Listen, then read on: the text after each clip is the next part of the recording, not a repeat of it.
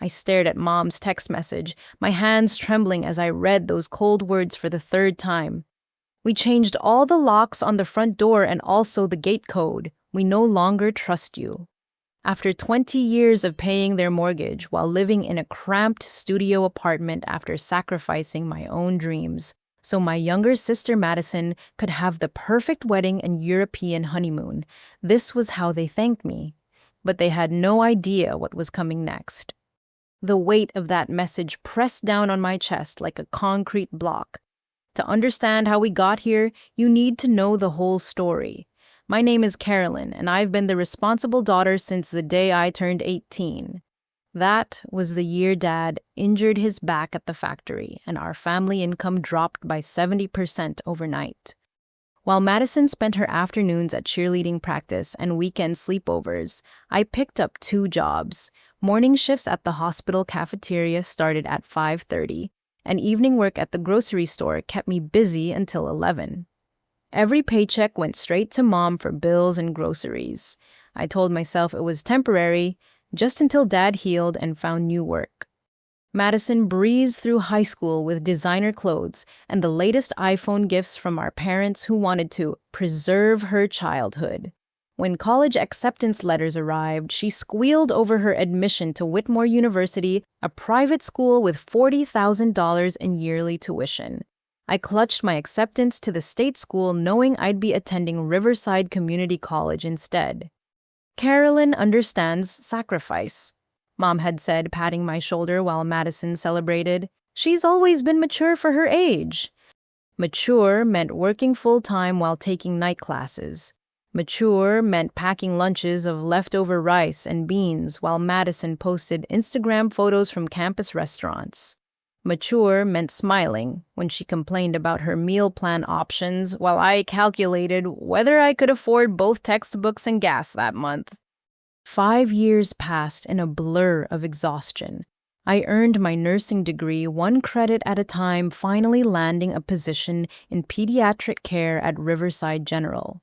The salary felt like winning the lottery after years of minimum wage. That same month, Madison graduated with her business degree debt-free, thanks to the fund I'd helped maintain.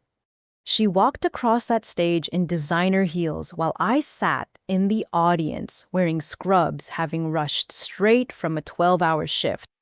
Our parents glowed with pride, telling everyone how their youngest had achieved such success. No one mentioned who made it possible. Madison landed a real estate position immediately. Her natural charm and family connections in the business opened doors, and soon she was closing deals on properties worth more than I'd earned in 5 years. Her social media filled with photos of client dinners at upscale restaurants and weekend showings of million-dollar homes. That's when the second crisis hit our family. Mom called me one October evening crying so hard I could barely understand her words. The mortgage company was threatening foreclosure. They'd fallen behind 6 months after Dad's workers' compensation ran out. His new job at the hardware store paid a fraction of his factory wages. "We'll lose everything," she sobbed into the phone. 30 years in this house, and they want to take it away. I drove over immediately, still in my hospital scrubs. The kitchen table was covered in past due notices and final warnings.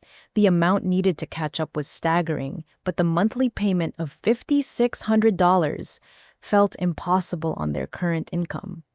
Madison sat at the table scrolling through her phone. When I suggested she might help with her real estate commissions, she laughed. "I just started my career. I need to invest in my wardrobe and networking. You know how important image is in sales." Mom nodded quickly. "Of course, sweetheart. We wouldn't want to jeopardize your future." They both turned to look at me, the responsible one, the mature one, the one who always figured it out. "I'll handle it," I heard myself say. "I'll take over the mortgage payments." The relief on their faces was immediate.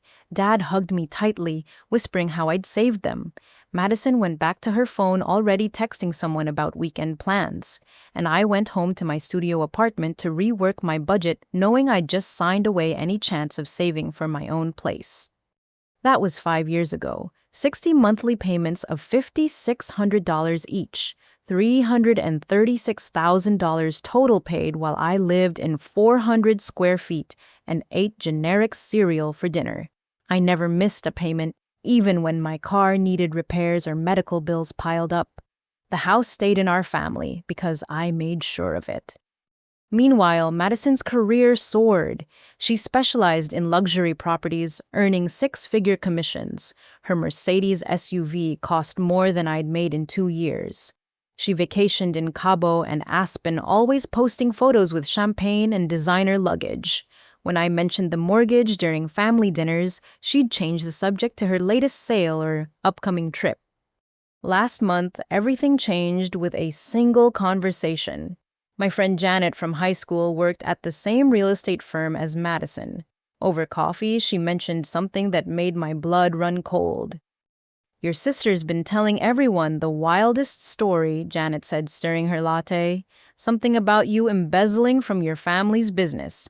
She said that's why your parents don't trust you with money anymore." My coffee cup rattled against the saucer. "What family business? We don't have a business." Janet's eyes widened. "She's been saying it for months. Told our boss that's why she had to take over all the family financial decisions. Everyone thinks you're some kind of criminal who stole from your own parents." The room spun around me. 5 years of sacrifice painted as theft. 5 years of keeping their roof overhead twisted into a crime. My own sister, spreading lies while living off the security I provided. I left that coffee shop with shaking hands and a growing fury, but I still didn't imagine how much worse it would get. I didn't know that my family had been planning something that would make Madison's lies look like child's play. The betrayal was just beginning. 3 weeks before that devastating text message arrived, my phone rang during a rare, quiet moment at the hospital. Mom's voice sounded unusually formal, like she was reading from a script. "Carolyn, we need to have a family meeting this Sunday. 2:00 sharp. It's important." My stomach tightened. Family meetings in our house only happen during crises. "Is everything okay? Is Dad sick?" "Just be there, don't be late." Sunday arrived with unusual spring warmth. I'd worked a 12-hour overnight shift in pediatric intensive care, monitoring a premature baby whose lungs struggled with every breath. Exhaustion pulled at my bones, but I showered quickly and drove across town to my childhood home, the same home I'd been paying for while Madison lived her best life. Madison's white Mercedes already occupied the driveway, parked at an angle that blocked half the garage. Typical. I squeezed my 10-year-old Honda beside it, noticing new landscaping around the front entrance. Expensive-looking roses climbed fresh trellises, and professional stonework bordered the garden beds. Inside the house smelled like Mom's pot roast, usually reserved for holidays. Madison sat at the dining room table, manicured nails tapping against her phone screen. She wore a cream-colored blazer that probably cost more than my monthly grocery budget. Her engagement ring caught the afternoon light, a 3-carat diamond Blake had presented 6 months ago at a restaurant I could never afford. "Finally," she muttered without looking up. "Some of us have plans today." I bit back my response and took my usual seat. Dad emerged from the kitchen, avoiding eye contact as he settled at the head of the table. Mom followed with coffee, her hands slightly unsteady as she poured. "Thank you for coming," Mom began, still using that strange formal tone. "Your father and I have been doing a lot of thinking about the future." The folder appeared from nowhere, thick with legal documents. Mom slid it across the polished wood, and I caught a glimpse of official letterhead. Real estate transfer documents. My blood turned to ice water. "Madison's getting married soon," Dad said, his voice carefully neutral. "Starting a new life with Blake. They'll need stability." "Which is why we've decided to transfer the house deed to Madison's name," Mom continued smoothly. "She deserves to start her marriage with security." The words hit me like physical blows. Deserves, security, as if I hadn't provided exactly that for the past 5 years. Madison finally looked up, a small smile playing at her lips. "Blake and I are so grateful. We've already talked to a contractor about updating the master suite." "Wait, I managed through numb lips. I've been paying the mortgage every month for 5 years, $336,000. Mom's face hardened in a way I'd rarely seen. That's what family does, Carolyn. We help each other. You don't keep score. But you're giving her the house. You're too focused on your career anyway, Dad added, still not meeting my eyes. Always at the hospital. When would you even enjoy a house? The irony burned. I worked constant overtime to afford their mortgage while living in a studio apartment where the kitchen and bedroom were the same room. Madison lived in a luxury condo downtown but would get the family home as a wedding gift. Besides, Madison chimed in, examining her nails, you're single. What do you need with a 4-bedroom house? It makes sense for the one starting a family to have it. My hands trembled as I reached for the folder. The documents were extensive, professionally prepared. Transfer of deed, quitclaim forms, every line stripping away any legal connection between me and the property I'd saved from foreclosure. Then I saw the date.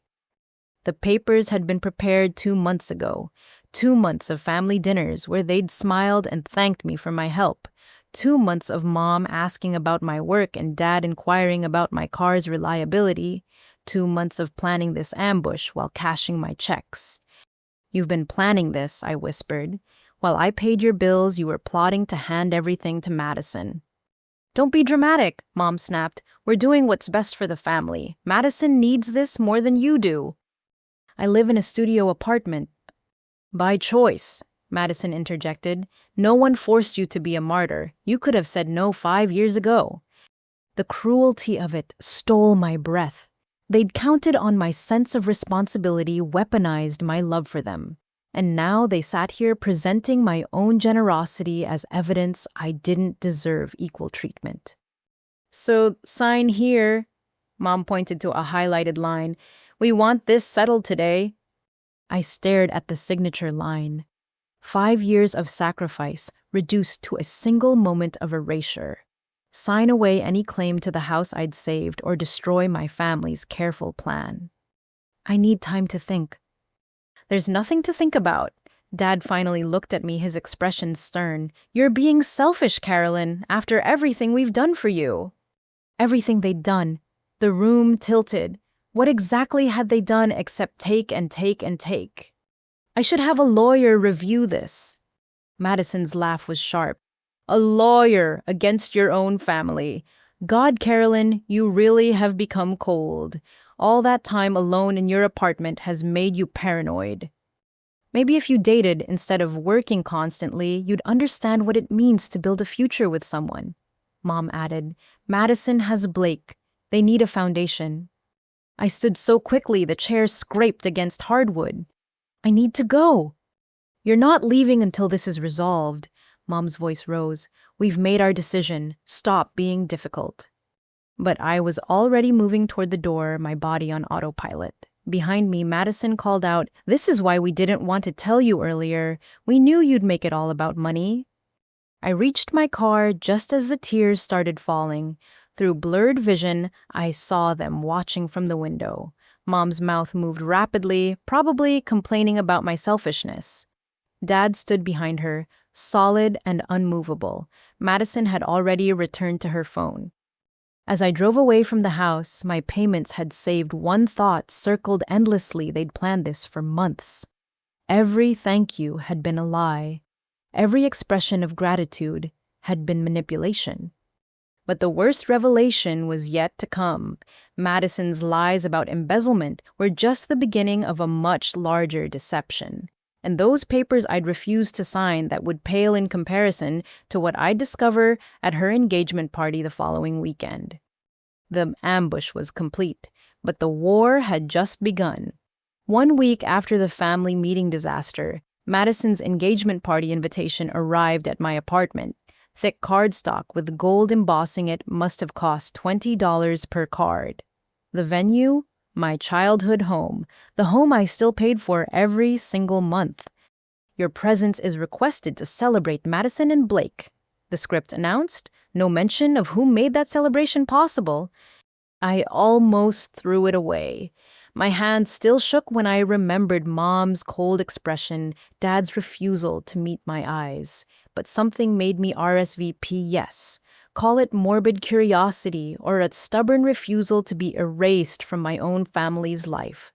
Saturday evening arrived with a thunderstorm that cleared just before party time, leaving the air humid and charged. I chose my only cocktail dress, a simple navy blue sheath I'd bought for hospital fundraisers. Compared to what Madison's friends would wear, I'd look like the poor relation, which apparently I was. Cars lined our street like a luxury dealership showcase. BMWs, Mercedes, Teslas. Blake came from money, and it showed in the guest list. I parked 3 blocks away, my Honda conspicuous among the Audis. The house had been transformed. Professional lighting turned our ordinary colonial into something from a magazine. Servers in black uniforms circulated with champagne and canapes. A string quartet played on the patio I'd helped Dad build during high school summers. Madison held court in the living room, resplendent in a rose gold dress that caught every light. Blake stood beside her, tall and polished in his designer suit. They looked like a catalog couple, all white teeth and careful poses for the photographer weaving through guests. I grabbed champagne from a passing tray and tried to blend into the wallpaper. Most guests were strangers, Blake's family and Madison's real estate connections. A few aunts and cousins nodded politely before drifting away, clearly informed about the family tension. Carolyn. A familiar voice made me turn. Janet from high school stood near the kitchen doorway looking uncomfortable. I wasn't sure you'd come after, you know. After what? She glanced around nervously. The whole situation with the house. Madison told everyone at work about your reaction to their parents' generous gift. Generous gift. My monthly payments reframed as charity to Madison. What exactly did she tell you? That you threw a fit about them giving her the house. Said you demanded payment for basic family support. Janet shifted her weight. I have to say I was surprised. You never seemed like the type to keep a ledger on family. The champagne glass creaked in my grip. Across the room, Madison laughed at something Blake whispered, her hand displaying that massive diamond. Everything about her sparkled while I stood here being painted as a greedy sister, demanding repayment for love. Excuse me, I managed. I need some air. The patio offered temporary refuge. Guests clustered around the outdoor bar, leaving the garden path clear. I walked past Mom's rose bushes and the vegetable plot Dad tended on weekends. At the back corner near the old swing set, voices drifted from the pool house. Blake's voice slightly drunk and very amused. I recognized the deeper tone as his best man Marcus. Best investment of my life, Blake was saying. 1 ring and I get a whole house. Your real estate queen doesn't make enough to buy her own, Marcus laughed. I thought she was killing it in sales. She spends it as fast as she makes it, designer this, luxury that. But who needs savings when your pushover sister pays all the bills? My blood turned to ice. I pressed closer to the wall, hidden by the trellis covered in jasmine. Madison says her sister's been supporting the whole family for years. Never even asked for a thank you note, just keeps writing checks like some kind of ATM with feelings. Pathetic, another voice agreed. Though convenient for you. 600 grand house free and clear once the parents sign it over. Madison already has contractors lined up for renovations. She wants to turn the sister's old room into a closet. Says it's poetic justice since Carolyn chose being poor over being smart. They laughed, the sound carrying across the garden like breaking glass. My childhood room, where I'd studied for my nursing boards by flashlight to save electricity.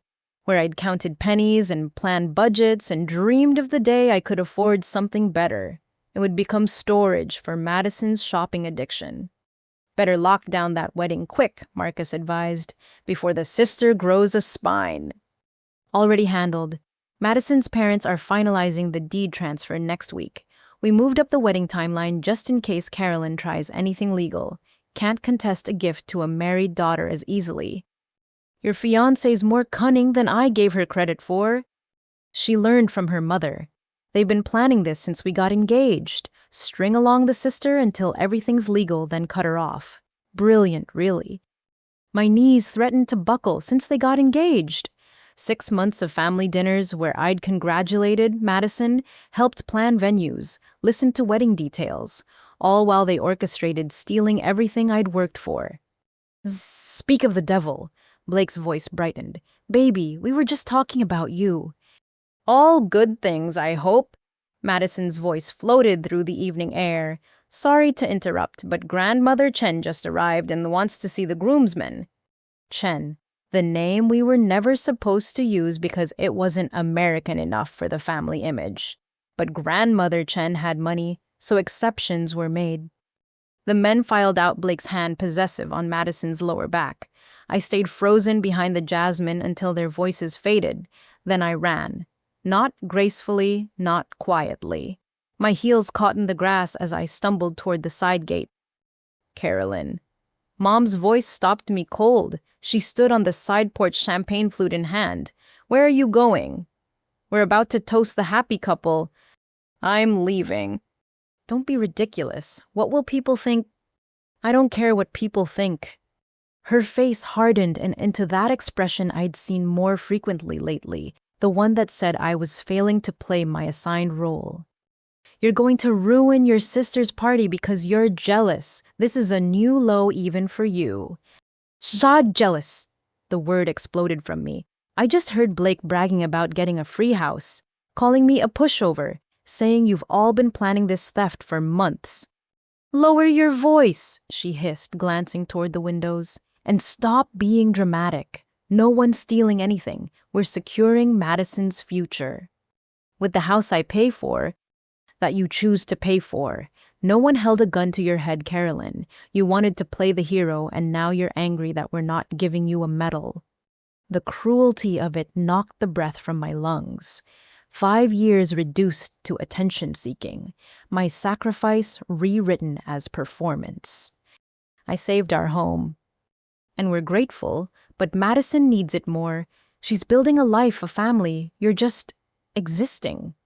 Just existing in my studio apartment with my exhausting job and my empty savings account. Existing while everyone else lived. I'm done, I heard myself say, with all of it.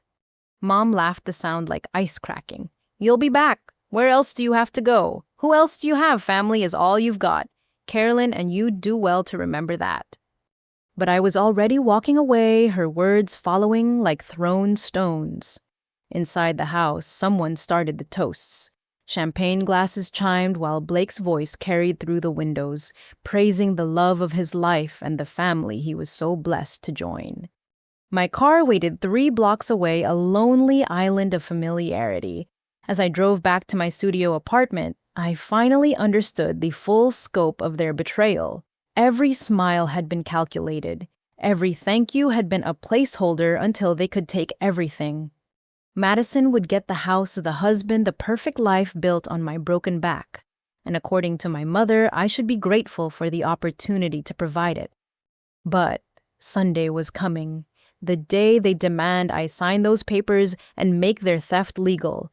They had no idea what that signature would really cost them. Sunday dinner had been sacred in our family for 30 years.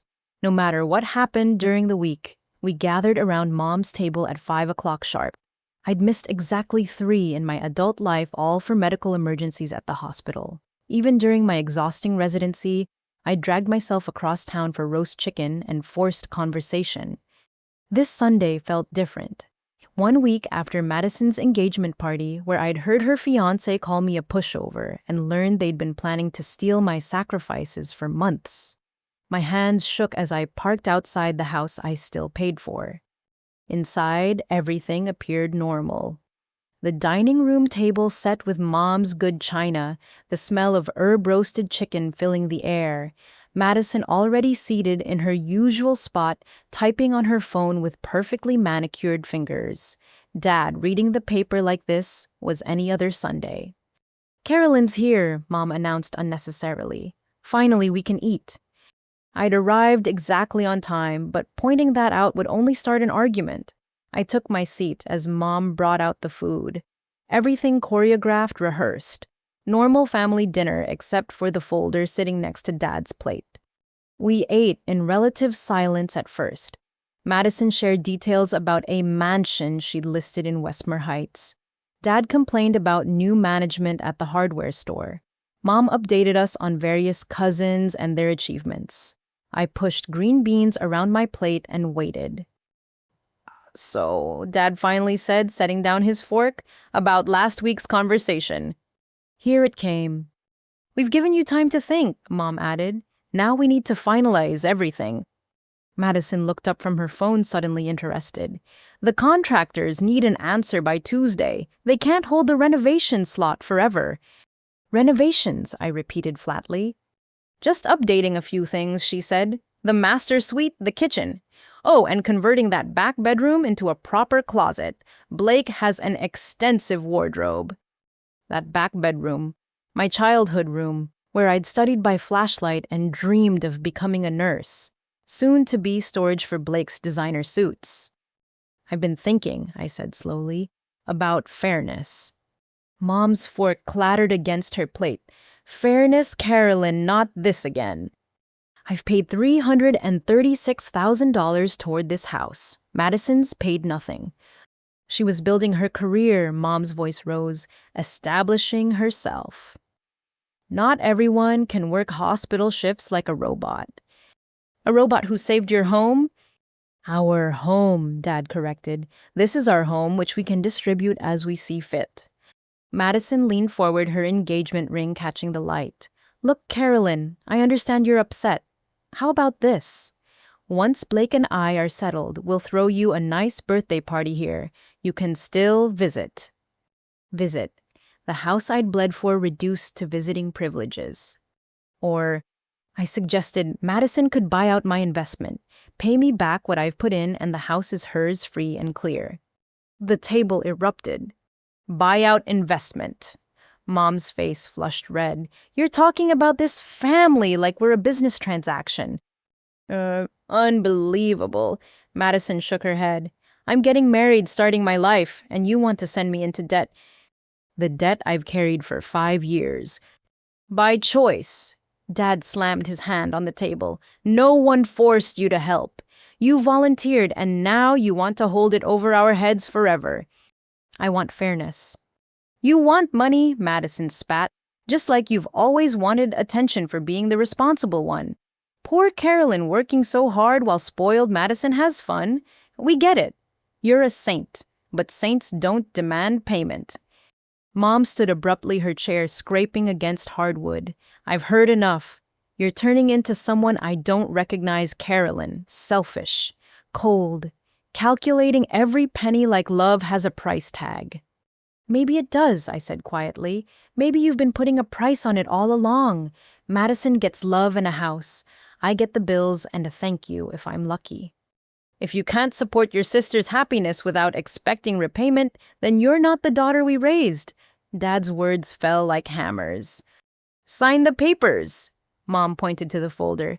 "Stop this embarrassing display and do the right thing." I looked at each of their faces. Mom's righteous anger, Dad's disappointed frown, Madison's smug certainty that I'd fold like always. They'd counted on my compliance for so long they couldn't imagine I'd finally say no. "I need more time to think." "There is no more time." Madison stood now, too. "The wedding is in 2 months. We need the house situation settled." "Then settle it without my signature." The silence stretched like a taut wire. Madison's face cycled through disbelief, anger, and finally rage. "You're really going to ruin my wedding over this?" "I'm not ruining anything. I'm simply not giving you a free house." "It's not your house to give," Mom screamed. "It's ours, and we're giving it to the child who deserves it." The child who deserves it. 5 years of sacrifice, and I was the child who didn't deserve anything. The words carved pieces from my heart. "Then you don't need my signature," I managed through numb lips. "If it's really yours to give, handle it yourselves." I walked toward the door, my legs unsteady but moving. Behind me, the shouting continued. selfish, jealous, bitter, every accusation following me to my car. That night, I lay in my studio apartment staring at the ceiling. The same water stain I'd been meaning to fix for 2 years. The same thin walls letting through my neighbor's television. The same small space I'd accepted because family came first. Monday passed in a blur of work. 12 hours in pediatric care focusing on tiny patients who needed me. Real need not manufactured crisis. I ignored 17 calls from Madison, 4 from mom and 1 from dad. The voicemails piled up unheard. Tuesday morning at 6:43, my phone buzzed with a text. Mom's number. My hands trembled as I opened it. We changed all the locks on the front door and also the gate code. We no longer trust you. Your belongings are on the lawn. Come get them before trash pickup at noon. I read it 3 times before the words sank in. Locked out. From the house I paid for. Banished like a stranger because I wouldn't sign away my rights to Madison. I called in sick to work the first time in 3 years. The drive to their house took 20 minutes that felt like hours. Sure enough, black garbage bags littered the front lawn. My entire childhood reduced to trash bags thrown out like I was never family at all. Neighbors watched from windows as I loaded soggy bags into my Honda. 27 years of life in that house dismissed in black plastic. Photo albums, my nursing school textbooks, the quilt Grandma made before she died, all of it piled like garbage. Mrs. Patterson from next door ventured onto her porch. "Carolyn, what's happening?" As spring cleaning, I managed shoving another bag into my trunk. She didn't look convinced, but retreated inside. The whole neighborhood would be talking by nightfall, the Chen family drama better than cable television. As I loaded the last bag, something white caught my eye, an envelope taped to one of the bags. Inside mortgage documents I'd signed 5 years ago during the refinancing, the papers that made me the primary guarantor. My parents had thrown them out with my belongings, probably thinking they were just old paperwork. But as I read through the legal language, a different picture emerged. I wasn't just helping with payments. I was legally responsible for the loan. They'd locked me out of a house I was legally obligated to pay for. Standing there on the wet lawn, surrounded by the debris of my life, I pulled out my phone. Mom's text still glowed on the screen. "We no longer trust you." I typed my response slowly, each word deliberate. "Understood. Very smart, but I think you overlooked one thing." Then I made a call that would change everything. The mortgage company's automated system picked up immediately. As I navigated to the payment department, I realized my family had no idea what they just started. They thought they were locking out a pushover. They were about to meet someone entirely different, someone they'd created with their cruelty, someone who finally understood that love without respect was just exploitation with a pretty name. The war they declared was about to have its first casualty, and it would be the house they thought they'd stolen. My hands remained steady as I navigated the mortgage company's phone tree.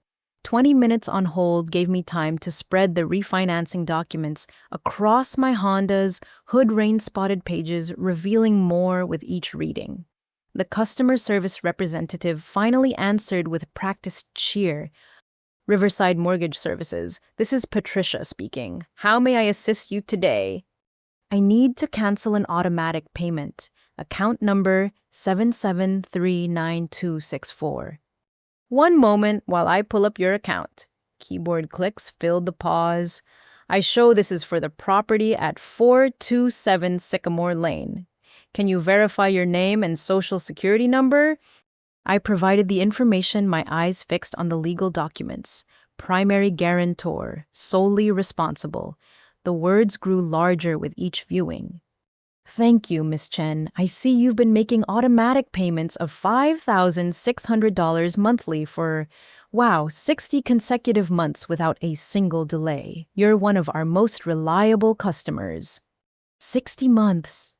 5 years of never being late, never missing a payment while living on ramen and hope. I need to cancel all future automatic payments effective immediately. I understand. May I ask if there's an issue with our service? We'd hate to lose such a dedicated customer. No issue with your service, just a change in circumstances. Of course. Before I process this, I should inform you that you're listed as the sole person making payments on this account. Our records show the original borrowers, David and Linda Chen, haven't made a payment since you took over 5 years ago. My heart hammered against my ribs. They haven't paid anything. Not a penny. You've been carrying this entire mortgage alone. Also, you're listed as the primary guarantor, which means you're legally responsible for this loan. Are you certain you want to cancel? Yes, cancel it immediately. The cancellation is complete. Your next payment of $5,600 would have been due in 4 days. Since you're not paying, the account will be marked delinquent after a 15-day grace period. What happens then? The mortgage company will contact all parties on the loan. If no payment is received within 30 days, foreclosure proceedings begin. Given the payment history, they'll likely move fast. Understood. One more question. Do your records show any other loans against this property? More keyboard clicks. Actually, yes. A second mortgage was taken out 6 months ago for $100,000. You're listed as a guarantor on that loan as well. The blood drained from my face. I never signed for a second mortgage. Your signature is on file. Would you like me to email you copies of the documents? Yes, immediately. And can you tell me what the funds were used for? The disbursement record shows a lump sum payment to Madison Chen for home improvements and family expenses. Madison. My sister had taken out a $100,000 loan against the house I paid for using my forged signature. The engagement party, the European honeymoon she'd been planning, Blake's new boat they'd been shopping for last month, all funded by fraud. Please flag this account for potential fraud investigation, I managed through gritted teeth. I'll be contacting the authorities. Noted. Is there anything else I can help you with today? That's all, thank you. I ended the call and immediately checked my email. The second mortgage documents arrived within minutes. There it was, my signature on papers dated 6 months ago. Except 6 months ago, I'd been working a 72-hour rotation at the hospital during a pediatric flu outbreak. The signature was close, but not perfect. Someone had practiced copying my handwriting. My phone buzzed, Mom calling. I let it go to voicemail while I photographed every document. Then I drove straight to Sandra Chen's law office. No relation, despite the shared surname which made her perfect for this situation. She specialized in family fraud cases and had a reputation for being ruthless. Her office occupied the top floor of a downtown building. Modern furniture and floor-to-ceiling windows created an atmosphere of power and possibility. Sandra herself was mid-40s, sharply dressed with eyes that missed nothing. "Well, family fraud is more common than people think," she said after reviewing the documents. "But this level of planning is exceptional. They used your established payment history to qualify for the second mortgage, then forged your signature. The timing with the engagement and rushed wedding suggests they knew you might eventually resist." "Can we prove it's forged?" "Handwriting analysis will confirm it, but that's just the beginning." She pulled up something on her computer. I ran a quick background check. 5 credit cards have been opened in your name over the past 2 years, all maxed out. Total debt of $43,000. The room spun. I never opened any credit cards. They're using your excellent payment history and credit score, or were. These delinquencies have dropped you from 760 to 420. Your financial reputation is destroyed. My family did this. Someone with access to your personal information did this. Given the beneficiaries and timing, it's not hard to guess who. My phone hadn't stopped buzzing. 17 missed calls now. Sandra noticed my glances. "They're panicking," she observed. "The mortgage company will have notified them about the canceled payment. Reality is setting in." "What do we do?" "First, we file criminal charges for identity theft and fraud. Second, we document everything. Third, we let them feel the consequences of their choices. They wanted the house without you. Let them figure out how to pay for it. They can't. Dad makes $15 an hour at the hardware store. Mom doesn't work. Madison spends everything she earns. Then they should have thought of that before committing fraud. Sandra's smile was sharp. They assumed you'd always be their safety net. Time to cut the strings. That evening, my apartment felt smaller than usual. I turned off my phone after the 40th call. The voicemails would be predictable. Rage, then bargaining, then threats. The Chen family playbook never varied. I spread my salvaged belongings across the studio floor. Photo albums survived the rain, though some pictures were warped. My nursing diploma remained intact in its frame. Grandma's quilt smelled musty, but would clean. They'd tried to throw away my history, but I'd saved what mattered. At midnight, curiosity won. I powered on my phone to find 103 missed calls. The text messages scrolled endlessly. Madison, what did you do? The mortgage company called. Mom, this is unacceptable. Fix this immediately. Dad, your mother is having chest pains from stress. I hope you're satisfied. Madison, you're destroying my wedding. Mom, answer your phone now. Madison, Blake's family is asking questions. You're ruining my life.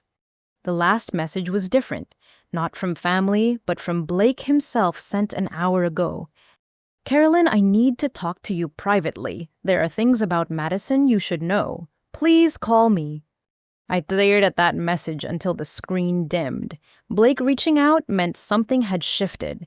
The perfect engagement was cracking, and I hadn't even played my strongest cards yet. Sandra had been right. They were panicking, but panic was just the beginning. Tomorrow they'd learn about the criminal charges. Next week, they'd discover the depth of their legal troubles. And somewhere in between, Madison's carefully constructed life would collapse like a house built on someone else's foundation. I pulled Grandma's musty quilt around my shoulders and finally allowed myself a small smile. They'd locked me out thinking they were taking away my home. They had no idea they'd actually set me free. The counterstrike was in motion, and unlike my family, I understood that when you declared war, you'd better be prepared for the consequences. 2 days passed in eerie silence. After the initial barrage of calls and texts, my family went quiet. The calm before the storm, I suspected. On Thursday morning, that storm arrived in the form of a voicemail from an unknown number. Miss Chen, this is Robert Steinberg from Steinberg and Associates. We represent your parents in a matter requiring immediate attention. We have a serious problem that needs resolution. Please call me back at your earliest convenience. I didn't call back. Instead, I forwarded the message to Sandra, who responded within minutes. They hired Bob Steinberg. He's a real estate attorney, not a criminal defense lawyer. They don't understand what's coming. Perfect. Don't respond. Let me handle all communication from now on. An hour later, she called with updates that made my hands shake. I've been busy. First, the handwriting expert confirmed the forgery on the second mortgage. Clear evidence of fraud. Second, I've found something interesting. Want to guess whose name appears on all 5 fraudulent credit cards as an authorized user? My stomach dropped. Madison. Bingo. She's been using them for luxury purchases. Tiffany, jewelry, designer, clothing, first-class flights. All traceable. Your parents may have opened them, but she's the one who benefited. They worked together. Like a well-oiled crime family. But here's where it gets interesting. I pulled Madison's real estate license records. She's already under review for suspicious transactions. Apparently, several elderly clients filed complaints about missing escrow funds. The pieces clicked together. My sister wasn't just spoiled. She was a predator who'd learned from our parents that family meant easy targets. What's our next move? I'm filing the criminal complaints this afternoon. Identity theft, fraud, forgery, the works. Once that happens, this becomes a criminal matter. Their real estate lawyer can't help them with prison. Prison. The word hung in the air, my parents and sister facing actual jail time. 6 months ago, I'd have been horrified. Now I felt only cold satisfaction. That afternoon, my hospital shift provided distraction. Sick children needed care regardless of family drama. I was adjusting an IV for a 7-year-old with pneumonia when my supervisor appeared. Carolyn, there's someone here demanding to see you. Says she's your sister. Through the ward's glass doors, I saw Madison pacing the waiting area. Even from a distance, her agitation was obvious. Designer heels clicked against linoleum as she wore a path in the floor. Tell her I'm with patients. I tried. She's making a scene, threatening to call administration. I sighed. The last thing my young patients needed was Madison's dramatics. Give me 5 minutes. I found her by the vending machines, mascara smudged and hair disheveled. The polished real estate agent had vanished, replaced by someone desperate and furious. You destroyed everything, she hissed before I could speak. Blake called off the engagement. That's not my fault. He saw the mortgage cancellation and started asking questions. His family has banking connections. They found out about the second mortgage, the fraud investigation. His mother called me a criminal. Her voice rose, drawing stares from passing nurses.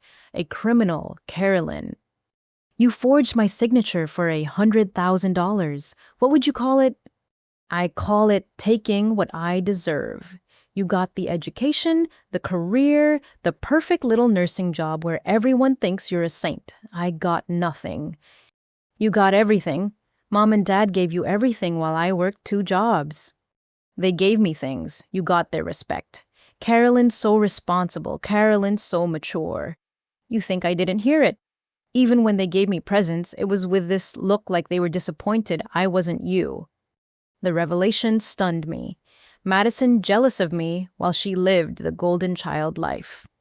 So you decided to steal my identity. It wasn't stealing. It was equalizing. You had perfect credit from years of being boring and responsible. I needed capital for investments. Investments. You bought designer bags and vacation packages. Image is an investment in real estate. You wouldn't understand wearing the same 3 outfits to every family dinner. Security appeared at the ward entrance, drawn by the commotion. I lowered my voice. You need to leave. Not until you fix this. Call the mortgage company. Take back the fraud report. Blake will return if this goes away. I can't take back the truth. Her face crumpled, then hardened in rapid succession. You can't or you won't. This is revenge for the house situation. You're punishing me because Mom and Dad love me more. They don't love you, Madison. They use you just like they used me. The only difference is you haven't figured it out yet. That's not true. They're protecting my future. By destroying mine, by stealing my identity and ruining my credit. That's not love. That's exploitation. You're wrong. But doubt flickered in her eyes. They said the credit cards were for family emergencies. And you believed that while spending thousands at Nordstrom, security stepped closer. Ma'am, we need you to leave. Madison grabbed my arm. Please. Blake was my only chance at a real life. Without him, I'm nothing. I'll have nothing. You'll have what I've had for 5 years. A chance to build something real instead of stealing it from others. Security escorted her out as she shouted threats and pleas in equal measure. I returned to my patient's hands, trembling but steady enough to work. The 7-year-old with pneumonia watched me with 2 wise eyes. Was that really your sister? She asked. Yes. She seems mean. From the mouths of babes. Sometimes families are complicated. My mom says families should be nice to each other. Your mom's right. That evening, Sandra called with updates that shifted everything. The police served papers today. Your parents were at the country club with friends. Quite the scene apparently, but that's not the biggest news. What could be bigger? Remember Blake reaching out. He contacted me. Turns out he's been documenting things because he suspected Madison was involved in shady dealings. He has recordings. Recordings of what? Madison discussing the fraud, your parents planning to flee to Costa Rica, everything. He was building an insurance policy in case she turned on him after marriage. Why would he give them to us? Because Madison's real estate fraud victims include his grandmother. She lost $50,000 from her retirement account. He wants justice more than a wedding. The walls of my studio apartment suddenly felt less confining.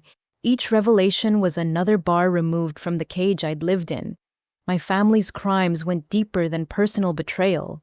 They were serial predators who happened to share my DNA. What happens next? Tomorrow, Madison's real estate license gets suspended pending investigation. Your parents will be formally arrested. The house foreclosure moves forward. The dominoes are falling, Carolyn, exactly as they should.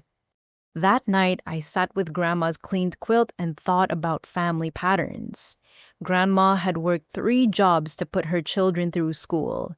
My parents had taken her sacrifice and twisted it into expectation. They'd raised me to follow Grandma's path while teaching Madison to be a taker. Now Madison faced the consequences of those lessons. The golden child discovered that gold paint over rotten wood doesn't prevent collapse. It just makes the fall more spectacular. My phone buzzed with one final message. Not from family, but from Janet at the real estate firm. Heard about Madison. The whole office is shocked. For what it's worth, I never believed her lies about you.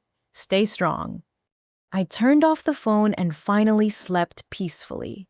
Tomorrow would bring more chaos, more revelations, more falling dominoes.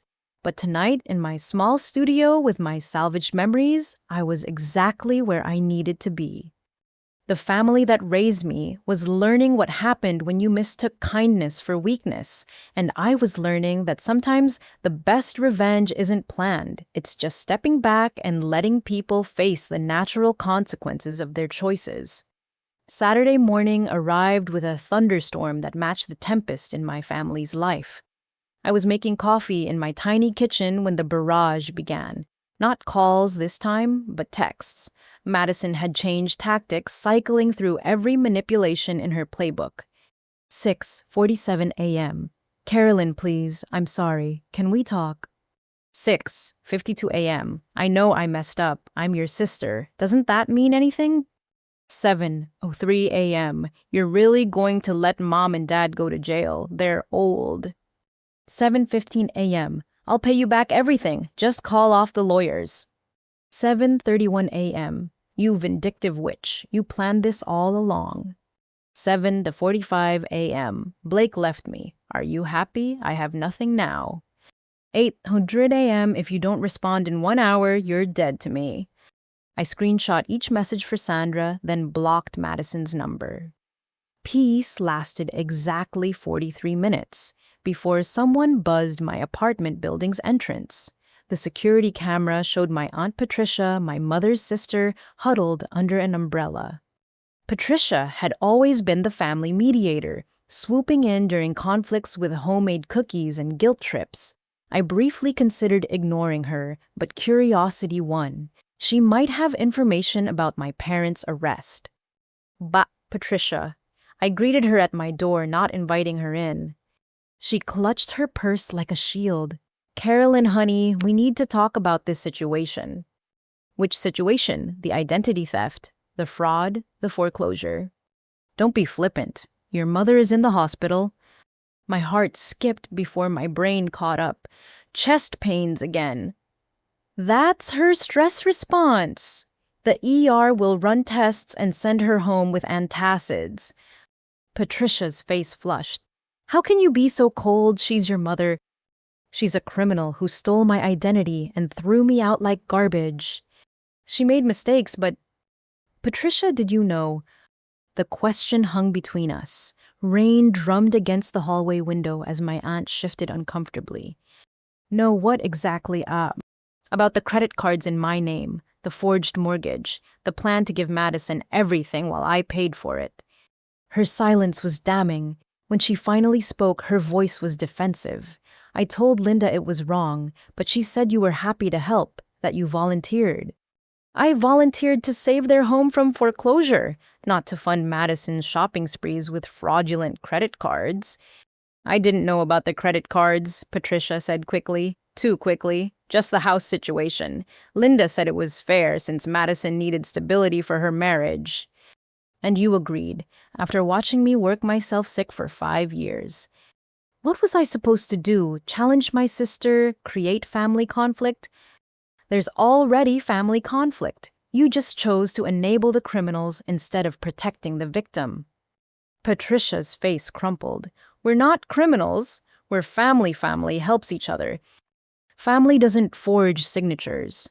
Family doesn't steal identities.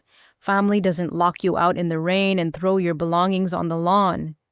Your mother is scared, Carolyn. The police came to their home. To the country club everyone saw. The humiliation alone could kill her. Then she should have thought of that before committing fraud.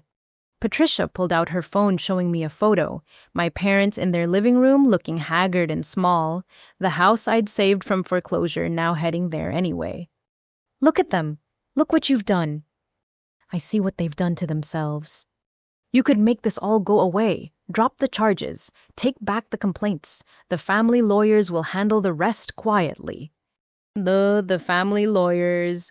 You mean Bob Steinberg, the real estate attorney? He says if you cooperate, we can make this a civil matter. No criminal charges. Your parents pay a fine. Madison returns the money. Everyone moves forward. Returns money she's already spent. With what funds, and why should I let them escape consequences? Patricia's mask slipped, revealing anger. Because despite everything, they're your parents. They raised you. They raised me to be their personal ATM while treating Madison like royalty. Then they stole from me when I finally said no. So this is revenge. You're destroying the family for revenge. I'm protecting myself from a family that sees me as a resource to exploit. There's a difference. My phone buzzed with a text from Sandra. Blake just sent the recordings. They're worse than we thought. Patricia was still talking something about family loyalty and forgiveness. I cut her off. I need you to leave. Carolyn, please. Your mother wants to see you. She's terrified. She should be. Identity theft carries serious jail time. This is your final answer. You're choosing revenge over family. I'm choosing justice over enablers. Goodbye, Patricia. I closed the door on her protests. Through the peephole, I watched her storm toward the elevator, already dialing her phone. The family telephone tree would be buzzing within minutes. Carolyn, the ungrateful. Carolyn, the vindictive. Carolyn, the destroyer of families. Let them talk. While they gossiped, I had recordings to review. Sandra had forwarded Blake's files with a warning. Prepare yourself. These are rough. The first recording was from a dinner at Madison's condo. Blake's phone captured Madison and my mother discussing the credit cards. Madison's voice. The Amex is almost maxed. I need another one. Mom, use the Visa. It has a 12,000 limit. Madison. In Carolyn's name, isn't that risky? Mom? She never checks her credit. Too busy playing Florence Nightingale. By the time she notices, you'll be married and protected. Madison's laugh. Poor Carolyn, still paying for a house she'll never own. Mom, that's what she's for. Some children are born to serve the family. Carolyn serves. You succeed.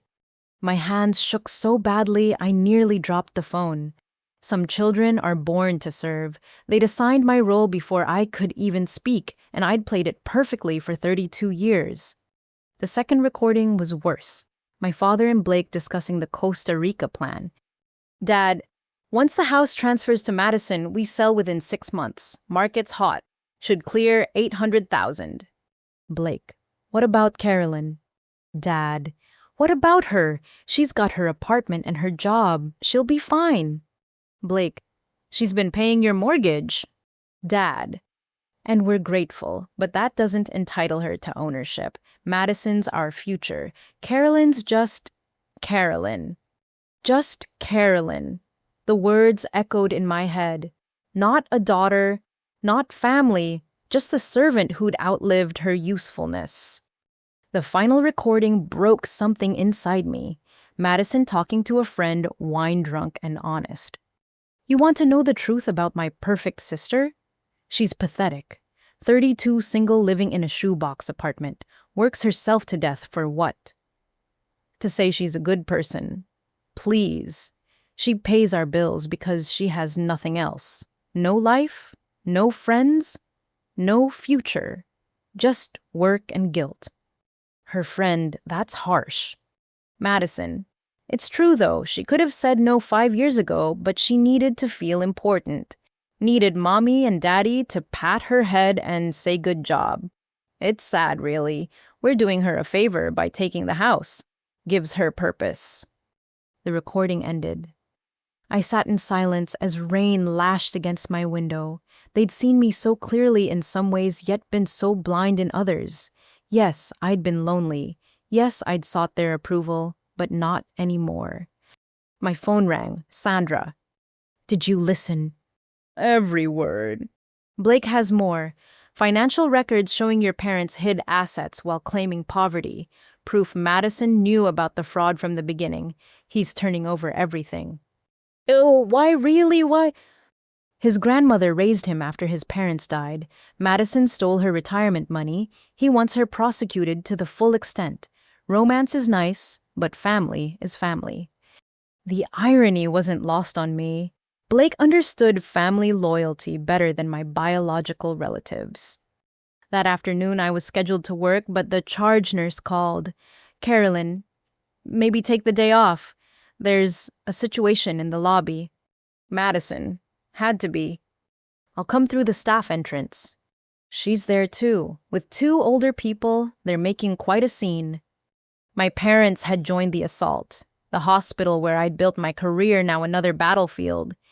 Call security. I'll be there in 20.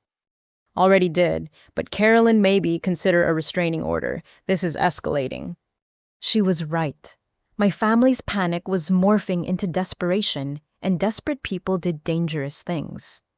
As I drove toward the hospital, I thought about patterns and cycles. My grandmother had worked herself to death serving others. My mother had learned to take instead of give.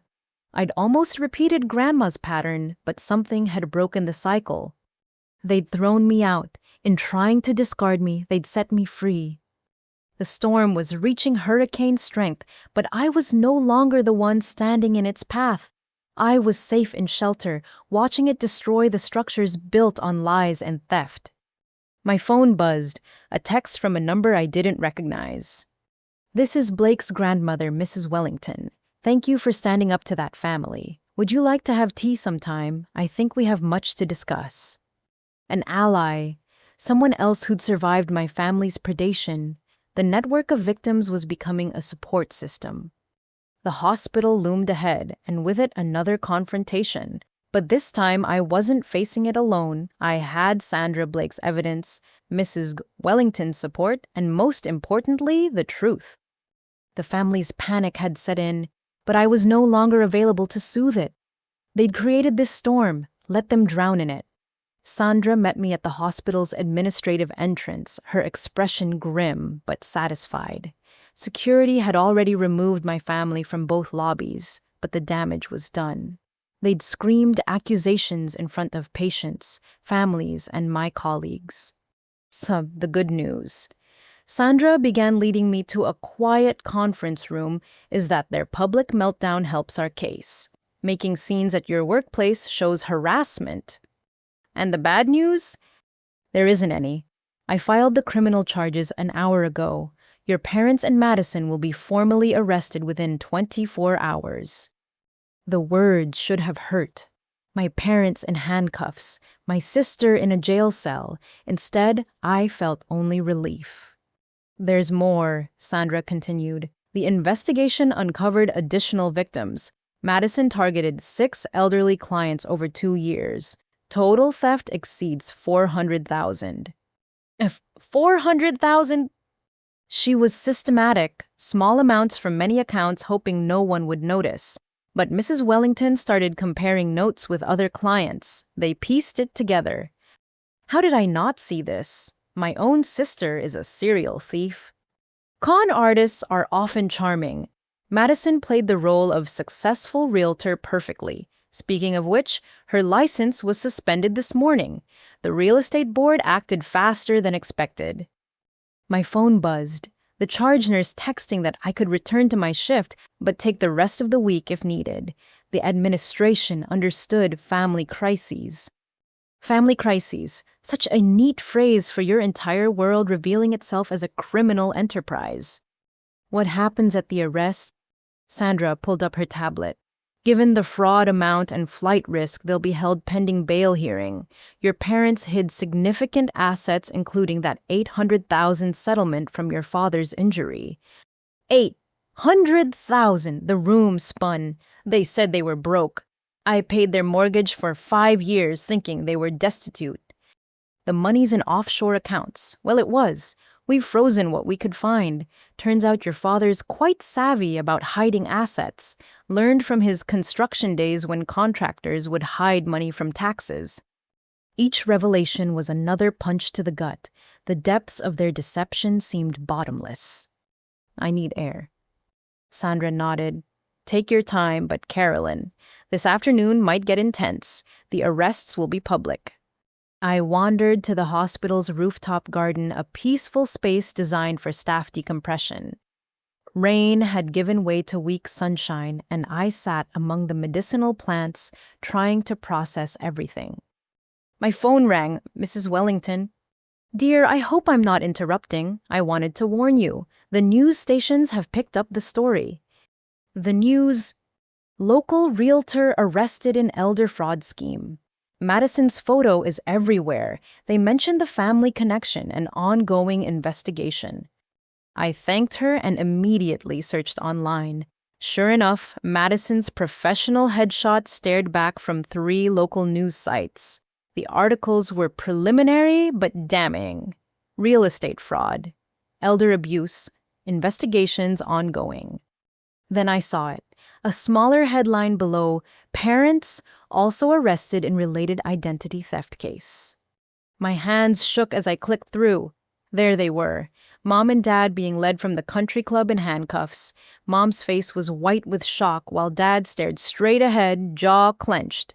The accompanying article detailed the charges: identity theft, fraud, conspiracy.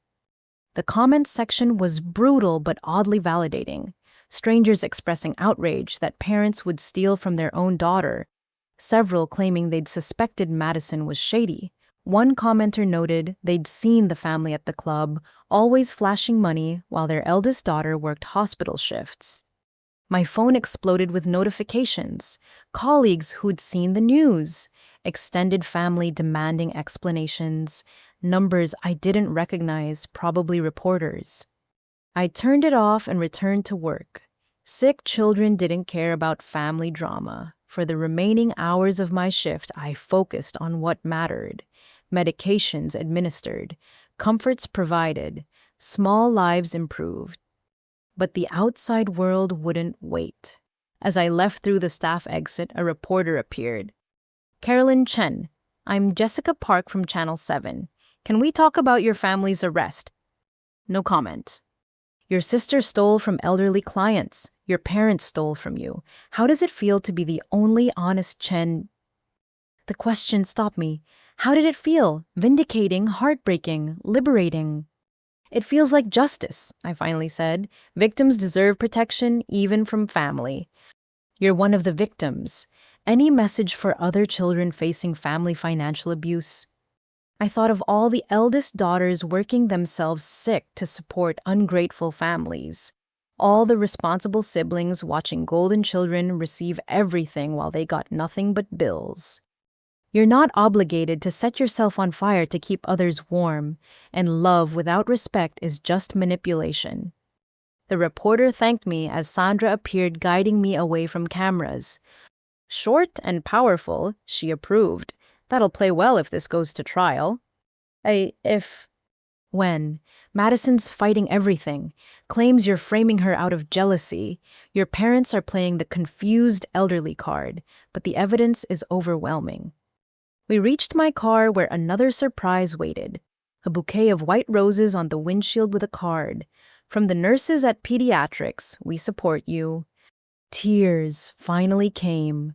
Not for the family I'd lost, but for the community I'd gained. My colleagues who saw my worth beyond my usefulness. Patients who needed my skills regardless of my last name. Mrs. Wellington and Blake's grandmother who'd survived similar predators. The arraignment is Monday, Sandra said gently. You don't have to attend. I'll be there. You're sure? They need to see me. Not the servant they created, but the woman who survived them. That evening, alone in my studio, I sorted through saved voicemails. Mom's progression from anger to bargaining to rage. Dad's terse demands that I stop this nonsense. Madison's drunken rants about ruining her life. Then at the bottom, a different voice, soft, uncertain. Carolyn, this is your cousin Amy. I wanted you to know I believe you. My mom, Patricia, told me I shouldn't call, but I remember things. How you paid for my textbooks freshman year when I was short. How Madison made fun of my secondhand clothes at family dinners. How your parents always asked you for money but never her. I see it now. All of it. You're not alone. I saved that message and deleted the rest. My family had made their choices, but not everyone was complicit. Some had simply been silent, and silence could be overcome. The legal storm had been unleashed, and my family was learning what happened when consequences finally caught up. They'd spent years building their house of cards on my bent back. Now the wind of justice was blowing, and I was standing clear of the collapse. Monday would bring arraignments and arguments, tears and accusations, but tonight I had white roses from real friends and one cousin brave enough to speak truth. It was more than enough. It was everything. By Tuesday morning, Madison's wedding plans had become casualties of war. The news coverage triggered a cascade of cancellations that played out in spectacular fashion across social media. What should have been private vendor communications became public theater as Madison melted down online. I was reviewing patient charts when Janet sent screenshots. Madison had posted a tearful video to her wedding planning Facebook group Mascara, streaming as she ranted about judgmental vendors and fair weather friends. Can you believe they canceled my venue? Madison sobbed to the camera. 5-star resort, fully paid deposit, and they just canceled because of some misunderstanding with elderly clients. It's discrimination. The comments were not sympathetic. Several vendors chimed in explaining they couldn't associate with someone under criminal investigation for elder fraud. The wedding photographer posted receipts showing Madison had bounced 3 payment checks before the arrest story broke. The florist wrote, "This isn't about the charges. You cursed out my assistant and threatened to destroy my business when we couldn't source out of season peonies. Good luck finding another vendor willing to work with you." The caterer added, "She demanded we serve a $20,000 menu for $8,000, then tried to pay with a credit card in her sister's name. We've been trying to cancel for weeks." Each revelation painted a picture of Madison I'd been too close to see. The golden child had been a nightmare client long before the arrests. Her real estate success came from bullying and manipulation, not charm and skill. But the true explosion came that afternoon. Blake, apparently done staying silent, posted his own statement on Instagram. Not a tearful video, but a carefully worded press release with attached evidence. After much consideration, I've ended my engagement to Madison Chen. While I once believed in our future together, recent discoveries have made it impossible to continue. My primary concern is for the elderly victims of financial fraud, including my own grandmother. I'm cooperating fully with authorities and have provided evidence to support their investigation. Attached were screenshots of text messages, Madison bragging about easy marks at the senior center, discussing which clients had the best retirement accounts, planning to use wedding gifts to cover credit card debt she'd accumulated in my name. The final screenshot was damning. Madison texting Blake, "Once we're married, we can mortgage the house again. Carolyn's credit is shot, but yours is perfect. My parents will sign anything. We'll be millionaires before our first anniversary. Within an hour, Madison Chen's scammer was trending locally. Someone created a Facebook group called Madison Chen Victims Support Group. By evening, it had 300 members sharing their stories. My phone rang constantly. I recognized reporter Jessica's number and finally answered. Carolyn, have you seen Blake's post? Yes. Any comment on your sister using your wedding as a fraud opportunity? My sister's wedding was never about love. It was another transaction where she expected maximum profit for minimum investment. Blake deserves credit for choosing integrity over complicity. Speaking of Blake, he's asked to meet with you. Are you open to that? I hesitated. Blake had provided crucial evidence, but he'd also stood by while planning to profit from my exploitation. I'll consider it. That evening, Madison appeared at my apartment building. Security called to warn me she was demanding entrance, claiming family emergency. I watched her on the lobby camera's designer outfit, wrinkled hair unbrushed, gesturing wildly at the guard. Let me talk to her through the intercom, I decided. Her voice crackled through the speaker, raw with rage. You did this. You contacted Blake. You turned him against me. Blake turned himself against you when he learned you stole from his grandmother. I was going to pay her back. It was a loan. Without her knowledge or consent, that's called theft, Madison. You're one to talk. You stole my life, my wedding, my career, my future.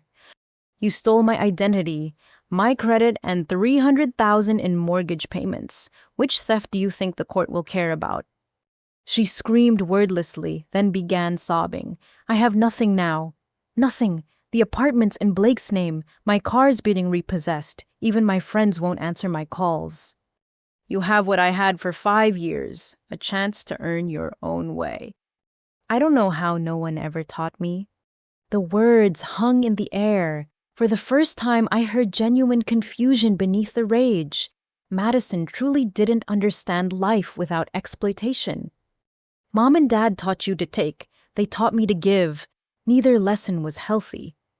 So what am I supposed to do? Live like you in some pathetic studio wearing clearance rack clothes, eating cheap takeout? It's called living within your means. I'd rather die. Security informed me the police had been called about the disturbance. Madison must have heard the same because she suddenly bolted from the building. The last camera caught her running down the street in designer heels, stumbling and crying. An hour later, Patricia called. Madison's at my house. She's hysterical. She needs help, Carolyn. Real help. Not lawyers or wedding planners, but psychological help. Did you know she's been taking pills, anxiety medication, painkillers, even Blake's ADHD prescription? She's been spiraling for months. That's not my problem. Yeah, she's your sister. She's a criminal who destroyed my life. If she needs help, you provide it. You enabled this long enough. Patricia's voice turned cold. When did you become so heartless? When my heart became too expensive to maintain. I ended the call and returned to sorting through wedding cancellation screenshots. Each vendor's story revealed another layer of Madison's deception. She'd been a one-woman crime wave wrapped in designer packaging. The wedding implosion was complete. The 5-star venue, the designer dress, the fancy florist, all gone like smoke. Madison was learning what I'd known for years, that real life didn't come with Instagram filters and stolen credit cards. But as I looked around my small studio, I realized something had shifted. The space no longer felt like a prison, but a foundation. Every piece of second-hand furniture, every clearance rack outfit, every cheap meal had been honestly earned. My life might be modest, but it was authentically mine. Madison's glittering existence had collapsed because it was built on other people's money and pain. My simple life stood firm because I'd built it myself, one honest day at a time. Tomorrow would bring more revelations, more family drama, more consequences unfolding. But tonight, I made my favorite cheap stir-fry, wore my clearance rack pajamas, and felt richer than Madison ever had. because everything in my small space was paid for with my own work, not someone else's stolen dreams. The call from Jessica Park came during my lunch break on Wednesday. I'd been avoiding media requests, but her persistence and professionalism made me reconsider. Carolyn, we want to do a full segment, not just about the crimes, but about family financial abuse. You'd be helping other victims find their voice. I thought about all the eldest daughters sacrificing everything for ungrateful families. The responsible siblings watching their contributions disappear while golden children prospered. Maybe speaking out could help someone else escape before losing everything. Tonight, if possible. We'll come to you, keep it comfortable. Just tell your truth. That evening, a small crew transformed my studio apartment into a makeshift set. They positioned me by the window, where natural light softened the harsh reality of what I'd survived. Jessica sat across from me, her expression encouraging but professional. "Let's start from the beginning," she said once cameras rolled. "When did you first start supporting your family?" The story poured out. Dad's injury, my 2 jobs at 18, paying for Madison's college while attending community school, the mortgage crisis that led to 5 years of payments, $336,000 vanished while I lived in 400 square feet. Did you ever resent it? I resented the inequality, watching Madison get everything while being told I should be grateful to serve. But I loved my family. I thought sacrifice meant love. Oh, what changed? They did. Or maybe they finally showed who they always were. I explained the house transfer ambush, the changed locks, my belongings in garbage bags on the lawn. They didn't just take my money. They threw me away when I stopped being useful. Jessica leaned forward. Then you discovered the identity theft. 5 maxed-out credit cards I never opened. A $100,000 second mortgage with my forged signature. My credit score destroyed. My sister had been shopping with my stolen identity while I ate ramen to afford their mortgage. How did that feel? Like dying. The family I'd sacrificed everything for had been robbing me blind. They smiled at Sunday dinners while planning my financial destruction. The interview continued for an hour.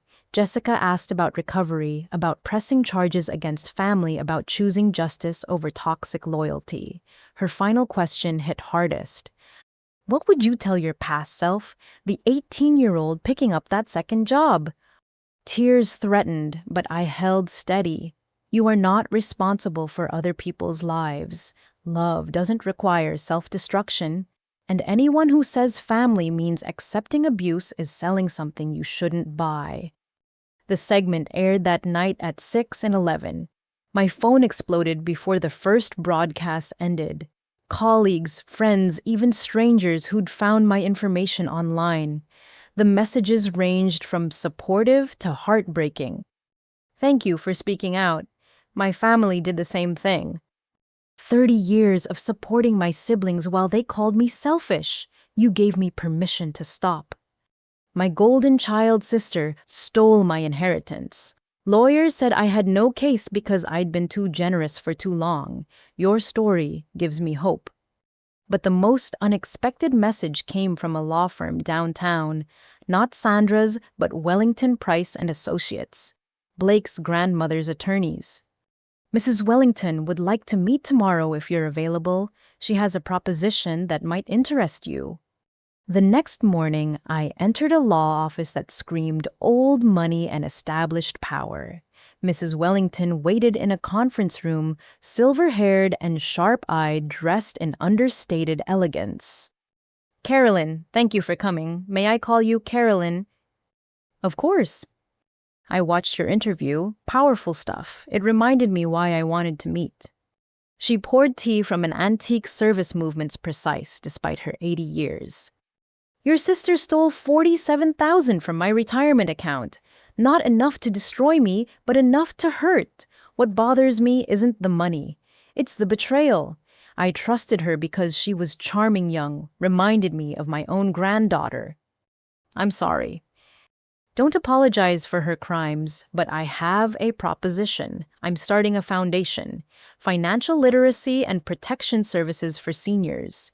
Too many of us fall victim to charming predators, especially those who look like family. That sounds wonderful. I want you to run it. I nearly dropped my teacup. Me, I'm a pediatric nurse. You're a survivor who understands both sides, the manipulation tactics and the victim's perspective. You speak truth with compassion. That interview proved it. I don't have experience running foundations. You managed a family's finances while earning a nursing degree and building a career. You have more experience than you think. She slid a folder across the table. The salary is $90,000 to start. Full benefits, flexible hours to maintain some hospital shifts if desired. $90,000, more than I'd ever dreamed of earning. Why are you doing this? Because women like your mother teach their daughters to be predators or prey. I want to create hunters, women who recognize the tactics and protect themselves and others. My family will say I'm profiting from their downfall. Aren't they profiting from yours? The difference is you'll be helping others while they only help themselves. That afternoon, Sandra called with updates. The investigation had expanded. Remember your father's $800,000 settlement. It wasn't from the factory injury. What? He sued the factory claiming permanent disability, but investigators found video of him playing golf weekly, renovating the garage, even helping Madison move furniture. Classic fraud. He's been faking for 5 years, the same 5 years you've been paying their mortgage because they claimed poverty. I sat in my car outside the hospital trying to process this latest betrayal. Every family dinner where Dad complained about his back. Every time Mom tearfully thanked me for saving them. All lies built on bigger lies. My phone buzzed. The news segment had gone viral. Financial family abuse was trending. Jessica texted that 3 national shows wanted follow-up interviews. But the most interesting notification was from someone named Amy Chen, my cousin who'd left the supportive voicemail. Carolyn, I saw the interview. There's something you should know. Our grandmother left more than that quilt. There's a safety deposit box Mom and Aunt Linda have been hiding. Papers inside show Grandma left money specifically for our education. Money that mysteriously vanished when Madison needed tuition. I have photos.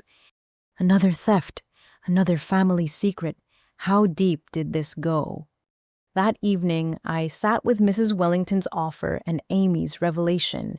The media spotlight had illuminated more than my story. It was exposing a network of family financial abuse that went back generations. Tomorrow, I'd accept the foundation position. Not for the money, but for the mission. Every elderly person Madison scammed deserved protection. Every eldest daughter sacrificing for ungrateful families deserved options. Every golden child raised to be a predator needed consequences. The spotlight was uncomfortable but necessary. In its harsh glare, nowhere left for family secrets to hide. And maybe someone watching would recognize their own reflection and choose a different path before it was too late. My phone rang. Jessica again. Carolyn, I'm sorry to bother you, but there's been a development. Your parents gave the response interview to our competitor. It's not good. They're claiming you manipulated them, that you forced them to take your money, then held it over their heads. They're playing elderly victims perfectly. Send me the link. Are you sure it's brutal? I need to see what I'm fighting. As I waited for the link, I thought about truth and perception. My parents had 30 years of practice playing victims, but I had something more powerful than their tears and accusations. I had receipts, bank statements, forged documents, recording of them planning crimes. The war for public opinion was beginning, but I was no longer fighting alone.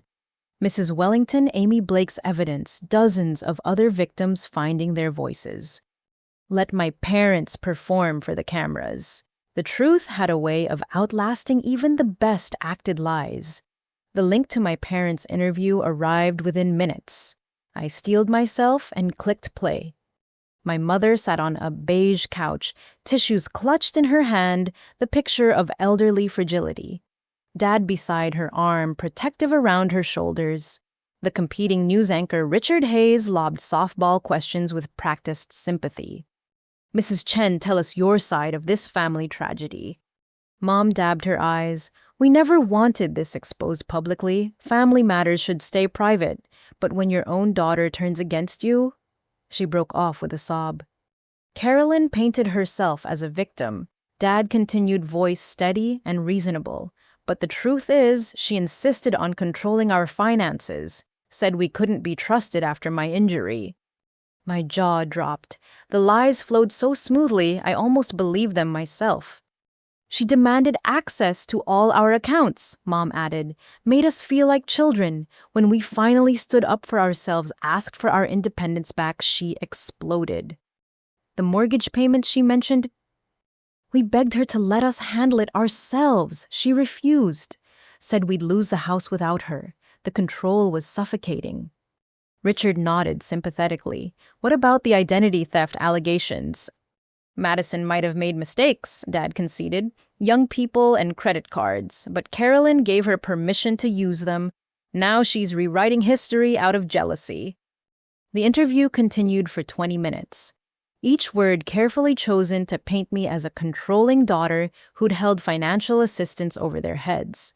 They even produced paperwork showing they'd tried to pay me back conveniently dated last week. My phone rang immediately. Sandra. "I'm already on it," she said without preamble. "That interview just handed us gifts. They admitted Madison used the credit cards. They produced falsified documents on camera. Richard Hayes might be sympathetic, but the prosecutor won't be." How can they lie so smoothly? Practice. But here's the interesting part. Amy contacted me. She has more than photos of that safety deposit box. She has video. What video? "Your Aunt Patricia recorded family conversations for years. Some weird hobby about preserving family history. Amy found recordings from 5 years ago when they discussed the mortgage situation. Want to guess what your parents really said?" 20 minutes later, I sat in Sandra's office watching grainy phone footage. Patricia had indeed recorded Sunday dinners, catching conversations that destroyed my parents' narrative. Mom's voice on the recording. "Carolyn's so easy to manipulate. Tell her we'll lose the house and she'll empty her savings. She can't resist playing savior." Dad laughing. "Madison's the smart one. Let her sister pay while she builds her career. Why struggle when Carolyn will do it for us?" Madison younger, but just as cruel. "She actually thanked me for letting her help. Can you believe it? Thanks for the privilege of paying our bills." They all laughed, my family sitting around the dinner table laughing at my sacrifice. "There's hours of this," Sandra said quietly. "Amy's uploading everything to a cloud drive. Your extended family knew exactly what was happening. Why didn't anyone tell me?" "Because you were useful to everyone. The responsible one who solved problems without creating drama.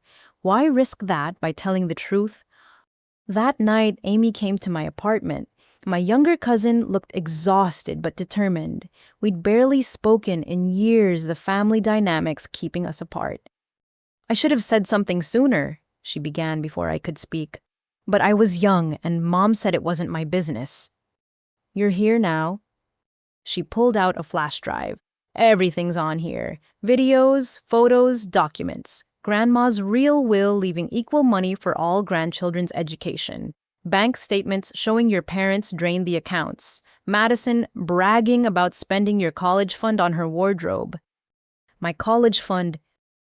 50,000 Grandma saved specifically for you. It vanished right when Madison started at Whitmore. They told you Grandma left nothing, right?" I nodded, remembering their tearful explanation that Grandma died with barely enough for funeral costs. "She left each grandchild 50,000. Madison got hers and yours. I got mine only because Mom controlled it separately. The boys got theirs. You got nothing but lies." 50,000. I'd worked 2 jobs through college while Madison spent my inheritance on designer clothes and spring breaks. There's more, Amy continued. Uncle David's injury settlement wasn't 800,000. It was 1.2 million. They've been hiding money everywhere while crying poverty to you. Why are you telling me this now? Amy's eyes filled with tears. Because I watched that interview tonight and I couldn't stand it anymore. They're still lying, still playing victim. You deserve the truth. All of it. We spent hours going through evidence. Each revelation another crack in the foundation of my childhood memories. Every family gathering recontextualized as a performance where I was the only one not reading from the script. The worst part, Amy said, is how they talked about you when you weren't there, like you were a resource, not a person. Carolyn will handle it. Tell Carolyn we need money. Never asking how you were doing, just assuming you'd provide. My phone buzzed with notifications. The public was responding to my parents' interview, but not how they'd hoped. Comment sections filled with skepticism. If she was so controlling, why did you let her pay for 5 years? Notice how they didn't deny the forgery allegations. My narcissistic parents pulled the same act. Elderly victims my foot. Jessica texted, "Your parents' interview is backfiring spectacularly. Want to respond?" I looked at Amy surrounded by evidence of decades of deception. Not yet. Let them keep talking. Every lie they tell is another piece of rope. Yeah, rope. To hang themselves with? Amy smiled grimly. Speaking of which, there's one more thing. Mom recorded the conversation when they planned to lock you out. Want to hear your mother planning to throw your belongings on the lawn? I did, and as I listened to my mother gleefully describing how she'd dump my things in garbage bags, how she'd change the locks while I was at work, how satisfying it would be to see my face when I realized I was truly out, something inside me finally broke free. Not my heart. That had shattered weeks ago, but the last chain of obligation, the final thread of guilt. They hadn't just used me, they'd enjoyed it. Upload everything, I told Amy. Every recording, every document, every piece of evidence. Let the prosecutors sort through it all. All of it. Even the parts about other family members. Especially those parts. If they profited from this system, they can face consequences too. Amy hugged me before leaving. For what it's worth, I always admired you, even when I was too scared to say it. Alone again, I sat with the weight of truth. My entire family had conspired to use me as their personal ATM. Not just my parents and Madison, but aunts, uncles, cousins, who all knew and said nothing. But their biggest mistake was going public. In trying to control the narrative, they'd opened themselves to scrutiny. And unlike our family dinners, the public wouldn't politely ignore obvious lies. My phone rang. Mrs. Wellington. I saw their interview, she said. Absolutely shameless. Have you reconsidered my offer? Yes, I'll take the position. Wonderful. Can you start Monday? We have 3 seniors already wanting to share their stories of family financial abuse. Your story gave them courage. My story. Not the one my parents told where I was a controlling daughter. Not the one Madison spread about jealous sisters. But the true story of survival and justice. Tomorrow would bring more revelations, more family secrets exposed. But tonight, I finally understood something crucial. They'd stolen money, identities, inheritance, and years of my life, but they'd failed to steal the most important thing, my ability to tell the truth. And truth, as they were learning, had a way of unraveling even the prettiest lies. The courthouse steps seemed steeper on Thursday morning. I arrived early for the arraignment, wanting to settle my nerves before facing my family in court. Sandra waited inside, impeccably dressed and radiating confidence. The prosecutor reviewed Amy's evidence last night, she said, leading me to a quiet corner. They're upgrading charges. Your father faces additional fraud counts for the disability scheme. Your mother's looking at conspiracy charges. And Madison? She paused. 7 counts of elder abuse, 15 counts of identity theft, and federal wire fraud. Where, federal? She used electronic transfers across state lines. The FBI is interested now. The magnitude hit me. This wasn't just family court drama anymore. This was serious prison time. There's something else, Sandra continued. Your parents' lawyer wants to discuss a plea deal. But Bob Steinberg. He withdrew. They have a public defender now. Turns out they can't afford a private attorney after the assets were frozen. The irony wasn't lost. They'd cried poverty while hiding millions, and now they truly had nothing. The courtroom filled slowly. I recognized several faces, including Mrs. Wellington and 3 other elderly victims. Amy sat 2 rows behind me, offering a supportive nod. Patricia was nowhere to be seen. Then they entered. My parents shuffled in wearing orange jumpsuits, hands cuffed in front. Gone was Mom's careful makeup and styled hair. Dad's confident posture had crumbled into something defensive and small. They looked like strangers. Madison came last, and the transformation was shocking. The polished real estate agent had vanished. Her hair hung limp-faced, bare eyes darting around the room like a trapped animal. When she spotted me, pure hatred flashed across her features. Judge Harrison, a stern woman in her 60s, wasted no time. The charges were read, each count landing like a physical blow. My parents' public defender, a young man who looked overwhelmed, entered not guilty pleas for all charges. Then came bail discussions. Your Honor, the prosecutor began, the defendants pose significant flight risk. We've discovered offshore accounts totaling over $1 million and evidence they were planning to relocate to Costa Rica. That's preposterous, the public defender protested weakly. Ooh, we have emails, Your Honor. Property listings in Costa Rica dated 2 months ago. Plane tickets purchased for next month. They were planning to flee with stolen funds. Judge Harrison's expression hardened. Bail is set at $500,000 each for the elder defendants. $1 million for Madison Chen, given the scope of her crimes. My mother gasped. We can't afford that. Then you'll remain in custody until trial, the judge replied coldly. Next case. As they were led out, Mom turned to me. How could you? She mouthed. I met her gaze steadily. How could I? How could she? Outside the courthouse, reporters waited. I'd prepared a statement with Sandra's help. Today, justice began for all victims of financial abuse. Family relationships don't exempt anyone from consequences of criminal behavior. I hope our story encourages others to speak up and seek help. Carolyn. Madison's voice cut through the crowd. She was being loaded into a transport van, but managed to shout over the chaos.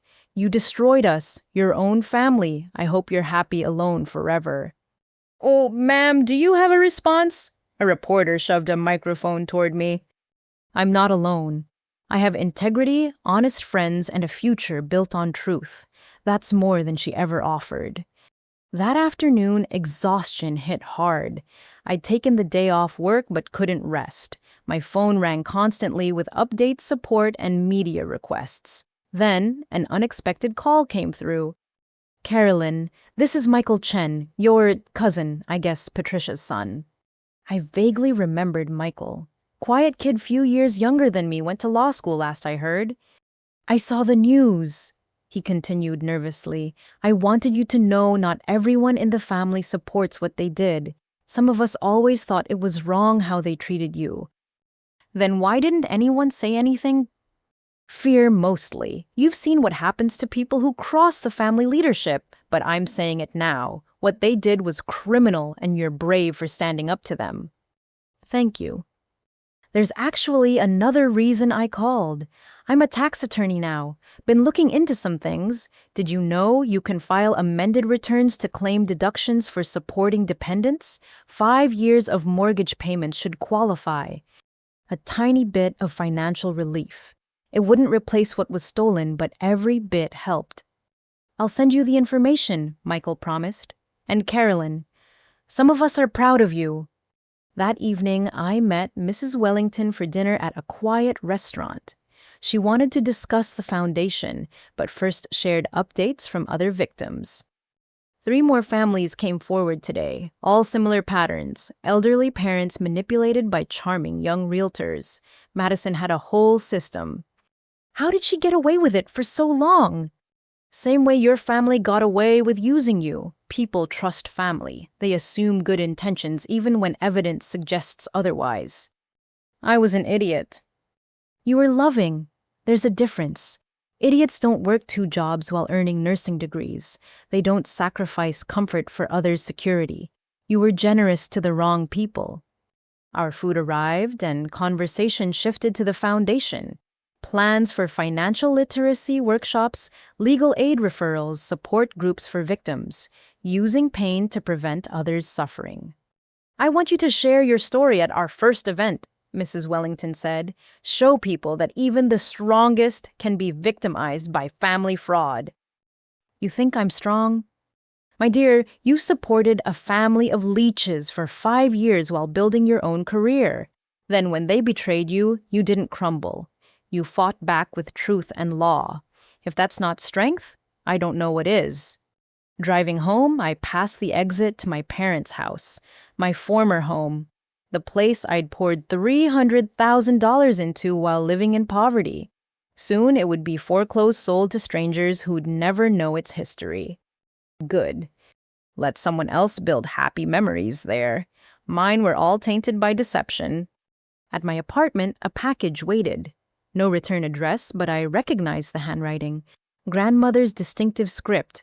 Inside, a letter dated 5 years before her death. My dear Carolyn, if you're reading this, then things have gone as I feared. Your parents were always too fond of shortcuts, and I worried how that would affect you and your sister. I've left provisions for your education in my will, equal amounts for all grandchildren. If this money doesn't reach, you know it existed and was intended for your dreams. You remind me of myself at your age, hardworking, responsible perhaps, too willing to sacrifice for others. Don't let them drain you dry, my dear. Family should lift each other up, not stand on one person's shoulders. All my love, Grandma. Attached was a copy of her real will, $50,000 designated for my education. Money that vanished into Madison's designer wardrobe while I worked 2 jobs. I cried then, not for the money, but for the grandmother who saw what was happening and tried to protect me. Her letter was dated just months before she died, possibly when she realized her children would steal from her grandchildren. The truth was still unraveling, revealing depths of deception I'd never imagined, but each revelation also brought validation. I wasn't crazy. I wasn't selfish. I was a victim who'd finally found the strength to seek justice. Tomorrow, the criminal cases would proceed. My family would face consequences while I faced freedom. The child born to serve had broken her chains, and nothing they said or did could forge them again. 6 months later, I stood in a courtroom watching Judge Harrison deliver sentences that would reshape my family forever. The trials had been swift, the evidence overwhelming. Amy's recordings, Blake's documentation, and the mountain of forged documents left no room for reasonable doubt. Linda Chen, the judge's voice rang clear, you are sentenced to 3 years in federal prison for conspiracy to commit fraud and identity theft. My mother swayed but remained standing. Her attorney had argued for probation, citing her age and clean record. The judge remained unmoved by tears that had worked on me for 32 years. David Chen, 4 years for disability fraud and conspiracy. Dad's shoulders slumped. The golf videos had been particularly damning. Claiming total disability while playing 18 holes weekly didn't endear him to the jury. Madison Chen. The judge paused, disgust evident. 15 years for elder abuse, identity theft, and wire fraud. You systematically targeted society's most vulnerable for personal gain. Your lack of remorse throughout these proceedings has been noted. Madison screamed, actually screamed in court, lunging toward me before bailiffs restrained her. You did this, she shrieked. You ruined everything. I hate you. I wish you were dead. The outburst only confirmed the judge's decision. As they led her away, still screaming threats and obscenities, I felt nothing but relief. The golden child had finally faced consequences. Outside the courthouse, Sandra and I celebrated quietly. "It's over," she said. "You can finally move forward." But moving forward meant more than just surviving. With the trials concluded, I'd thrown myself into Mrs. Wellington's foundation work. What started as financial literacy workshops had evolved into a comprehensive support network for elder fraud victims. Our graduation rate is 90%. I reported at our board meeting the following week. 40 seniors have completed the program. 0 have fallen victim to scams since. "And the family fraud support group?" Mrs. Wellington asked. 20 regular members, 3 successful prosecutions with our legal aid support. We're making a difference. Making a difference. After years of pouring energy into a black hole of family dysfunction, I was finally building something meaningful. The foundation work came with unexpected benefits. My story had resonated nationally, leading to speaking engagements and consulting opportunities. The girl who'd lived on ramen while paying her family's mortgage was now teaching others how to protect themselves. Channel 7 wants a follow-up interview, Jessica informed me after one workshop. A year later piece, how you've rebuilt what you've learned. Interested? I agreed. The interview took place in my new apartment, a bright 2-bedroom in a building with actual amenities. Not luxury, but comfortable. Honestly earned. "The last year has been transformative," I told Jessica. "I've learned that rock bottom can be a foundation, that losing toxic family means gaining authentic community." "Any contact with your family?" "Letters from prison. I don't read them anymore." "No forgiveness." "Forgiveness isn't mandatory. Some actions break bonds permanently. I've made peace with that." This interview aired to tremendous response. Hundreds of emails from viewers sharing their own stories of family financial abuse. Each message reinforced that I wasn't alone, had never been alone in this struggle. One email stood out. Blake writing from Seattle, where he'd relocated. "Carolyn, I wanted to apologize properly. I knew something was wrong with how your family treated you and said nothing. Stood by while planning to profit from your exploitation. That makes me complicit. I'm in therapy now, trying to understand why I was drawn to someone like Madison. Why I thought marrying into manipulation was acceptable. Your courage in speaking out saved me from a lifetime of enabling abuse. My grandmother speaks highly of your foundation work. She's never been happier. Thank you for turning our collective pain into something positive. Blake." I read it twice, then filed it away. "Some apologies you accept without resuming contact. Blake was working on himself. That was enough." Life settled into new rhythms. Hospital shifts 3 days a week, foundation work. 2 days, weekends for myself. I discovered hobbies impossible during my years of financial servitude. Pottery classes, hiking groups, actual vacations that didn't involve working overtime to cover them. "You look happy," Amy observed over lunch one Saturday. We'd grown close since the trials, the only family relationship worth salvaging. "I am happy, for the first time genuinely happy. Even without them. Especially without them. I spent 30 years trying to earn love that was conditional on my usefulness. Now I have relationships based on mutual respect." Amy produced an envelope. "Speaking of which, this came to Mom's house, your grandmother's investment account. Apparently, she had more than the education funds." Inside were statements for an account I'd never known existed. $30,000 Grandma had hidden, somehow protected from my parents' greed. "How?" "She opened it, and just your name when you were born. Required your signature to access. Your parents couldn't forge what they didn't know existed." 30,000. Not enough to replace what was stolen, but enough to symbolize Grandma's faith in me. Even then, she'd known I'd need protection from my own family. That night, I hosted dinner for my chosen family, Mrs. Wellington, Sandra, Amy, and 3 friends from the support group. We laughed over wine and good food, nobody calculating who owed what or manipulating kindness.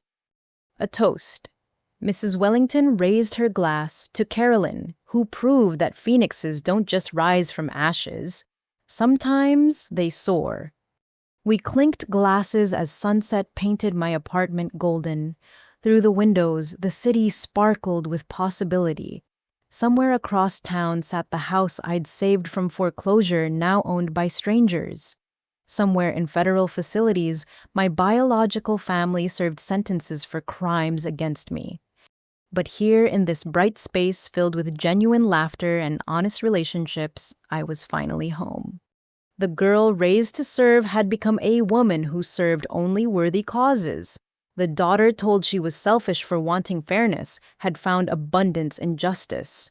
The sister locked out in the rain had built shelter strong enough to weather any storm.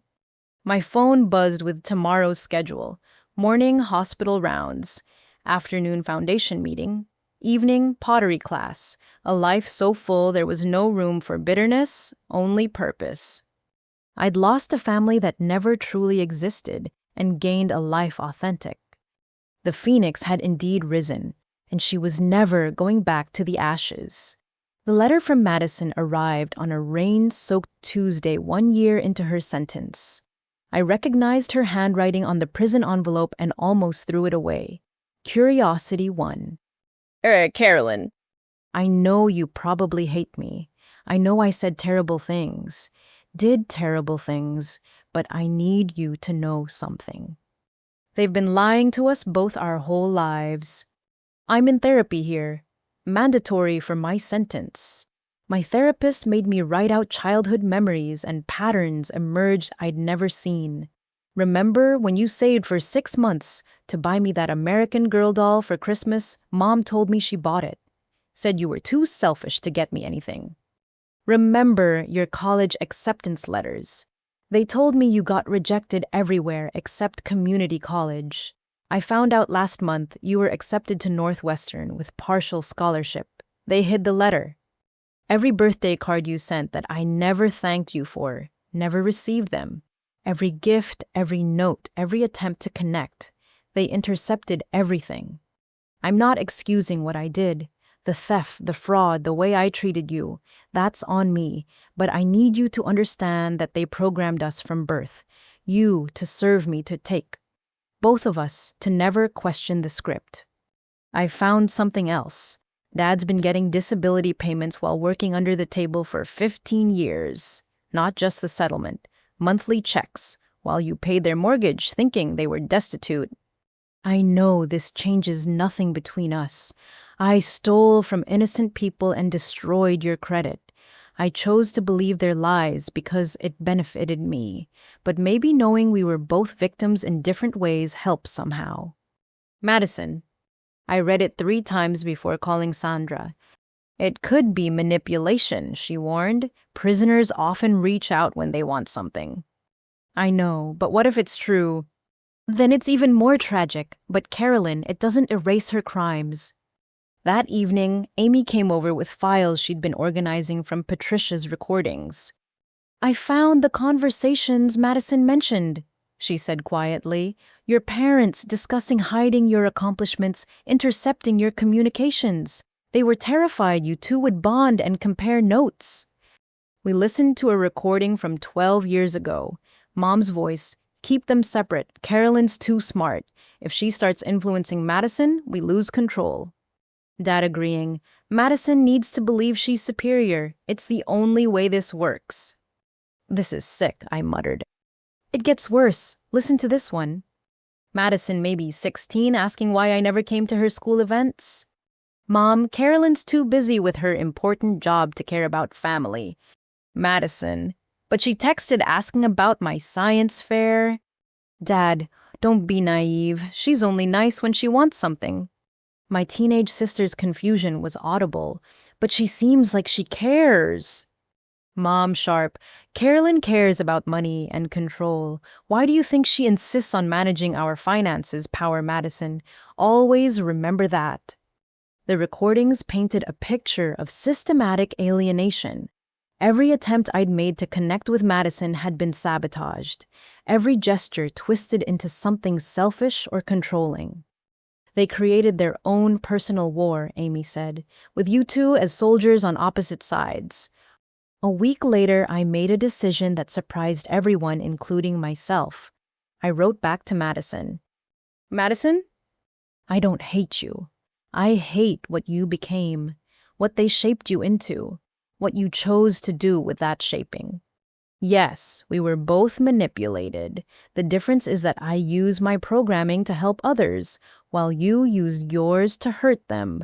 That's a choice you made repeatedly, even after becoming an adult who could think independently. Your letter doesn't change the crimes you committed or the elderly people you robbed. It doesn't restore my credit or erase the trauma of being locked out of the home I saved.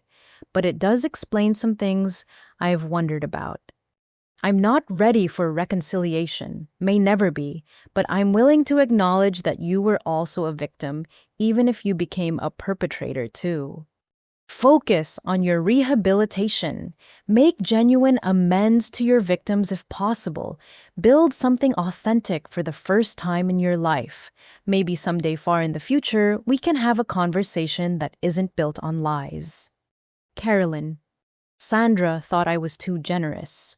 Mrs. Wellington worried about manipulation, but something in me needed to acknowledge the full truth, even if it complicated my anger. More letters followed over months. Madison shared discoveries from therapy patterns of manipulation she'd never recognized. I shared nothing personal, but encouraged her rehabilitation efforts. Then came the biggest shock.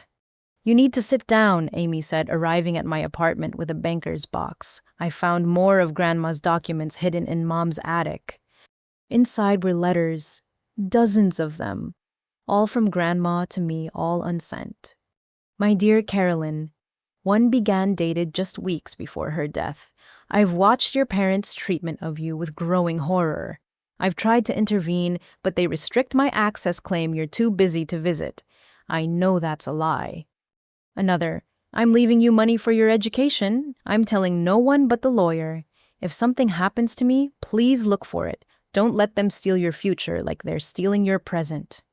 The final letter destroyed me.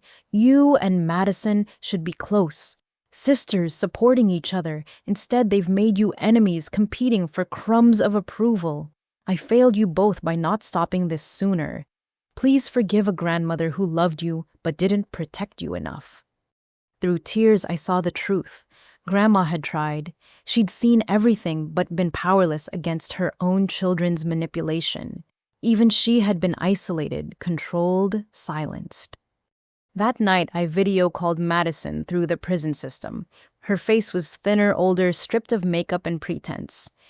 I got your letter, she said carefully. Thank you for responding.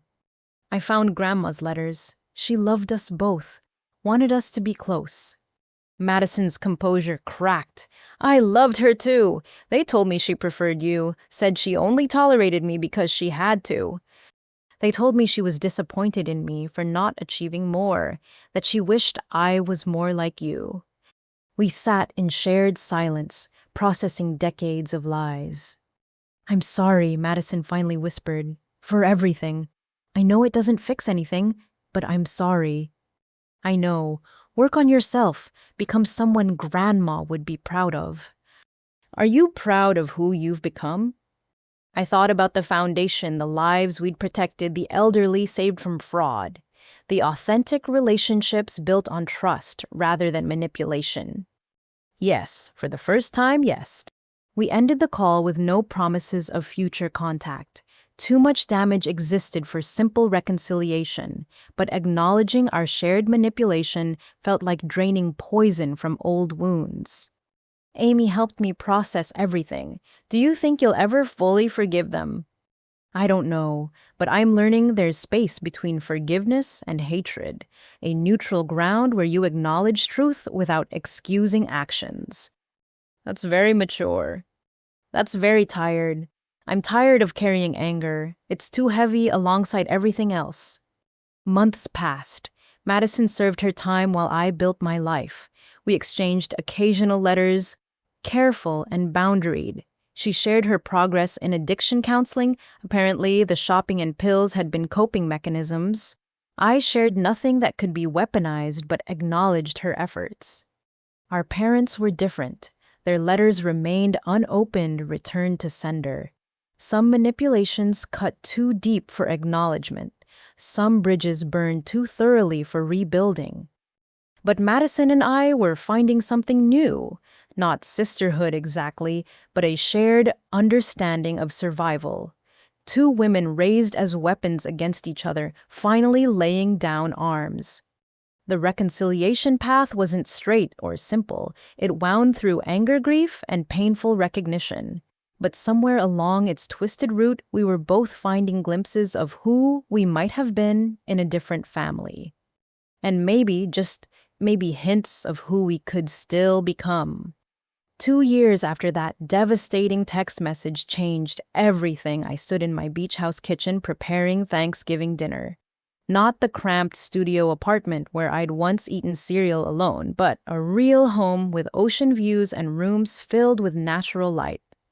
The house wasn't extravagant, just a modest 2-bedroom cottage in Seafield, but every square foot was mine, purchased with honest money, earned through the foundation and speaking engagements. No stolen credit, no family manipulation, just the fruits of authentic work. "Need help with the sweet potatoes?" Amy asked, tying an apron around her waist. She'd driven down early, our new tradition of cooking together established last year. "Always," I smiled, passing her the peeler.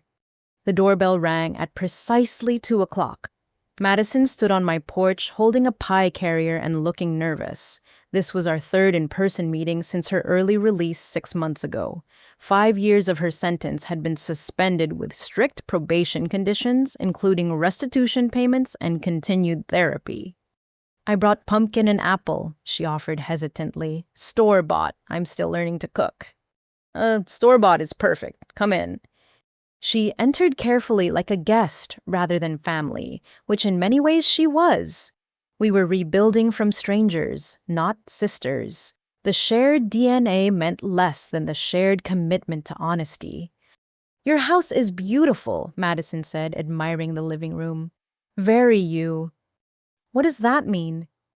"Authentic, comfortable, real." She gestured at the handmade pottery displayed on shelves, the photos of foundation events, the quilt Grandma made draped over the couch. No pretense, just truth. Amy joined us, and an initial awkwardness settled.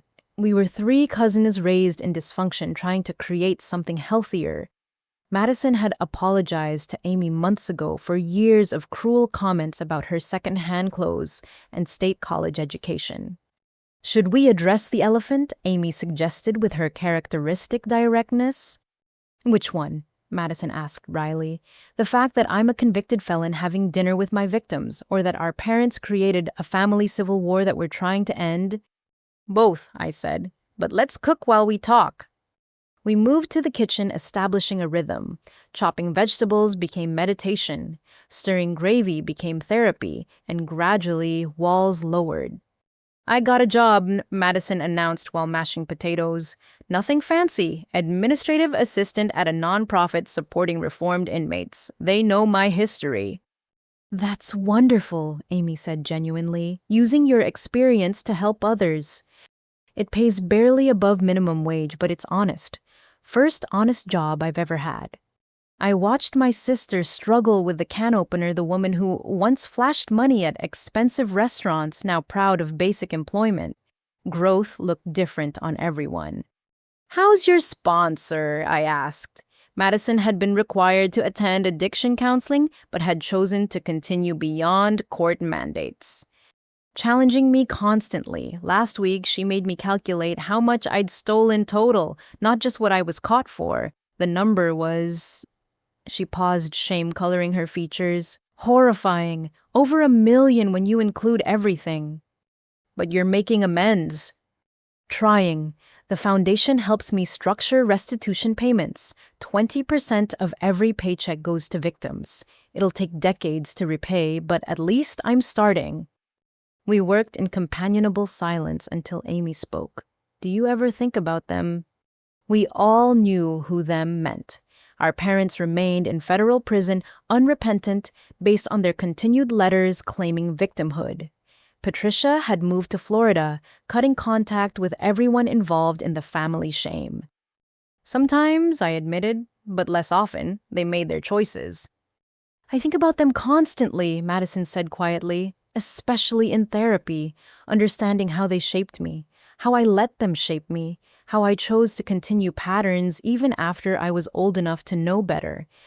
We all did, Amy pointed out. I stayed silent. Carolyn sacrificed herself. You became what they molded. None of us escaped unscathed. The oven timer interrupted and we busied ourselves with final preparations. Soon the dining table groaned under the weight of our feast. Not the formal china and crystal of family dinners past, but mismatched plates and genuine abundance. Before we eat, I said, I want to share something Grandma wrote. I retrieved the letter I'd found reading aloud. My dear girls, if you're reading this together, then healing has begun. Family isn't blood or obligation, it's choice and commitment. Choose each other. Commit to truth. Madison wiped her eyes. She saw it all, didn't she? Tried to warn us. She did her best with limited power, Amy agreed. Now we do our best with what we learned. We ate slowly, savoring food seasoned with honesty rather than manipulation. Madison shared stories from her support group. Amy updated us on her promotion at the law firm. I described the foundation's expansion to 3 cities. We've helped 200 seniors this year, I reported, prevented over $3 million in potential fraud losses. Because of what happened to us, Madison said softly, our pain became prevention for others.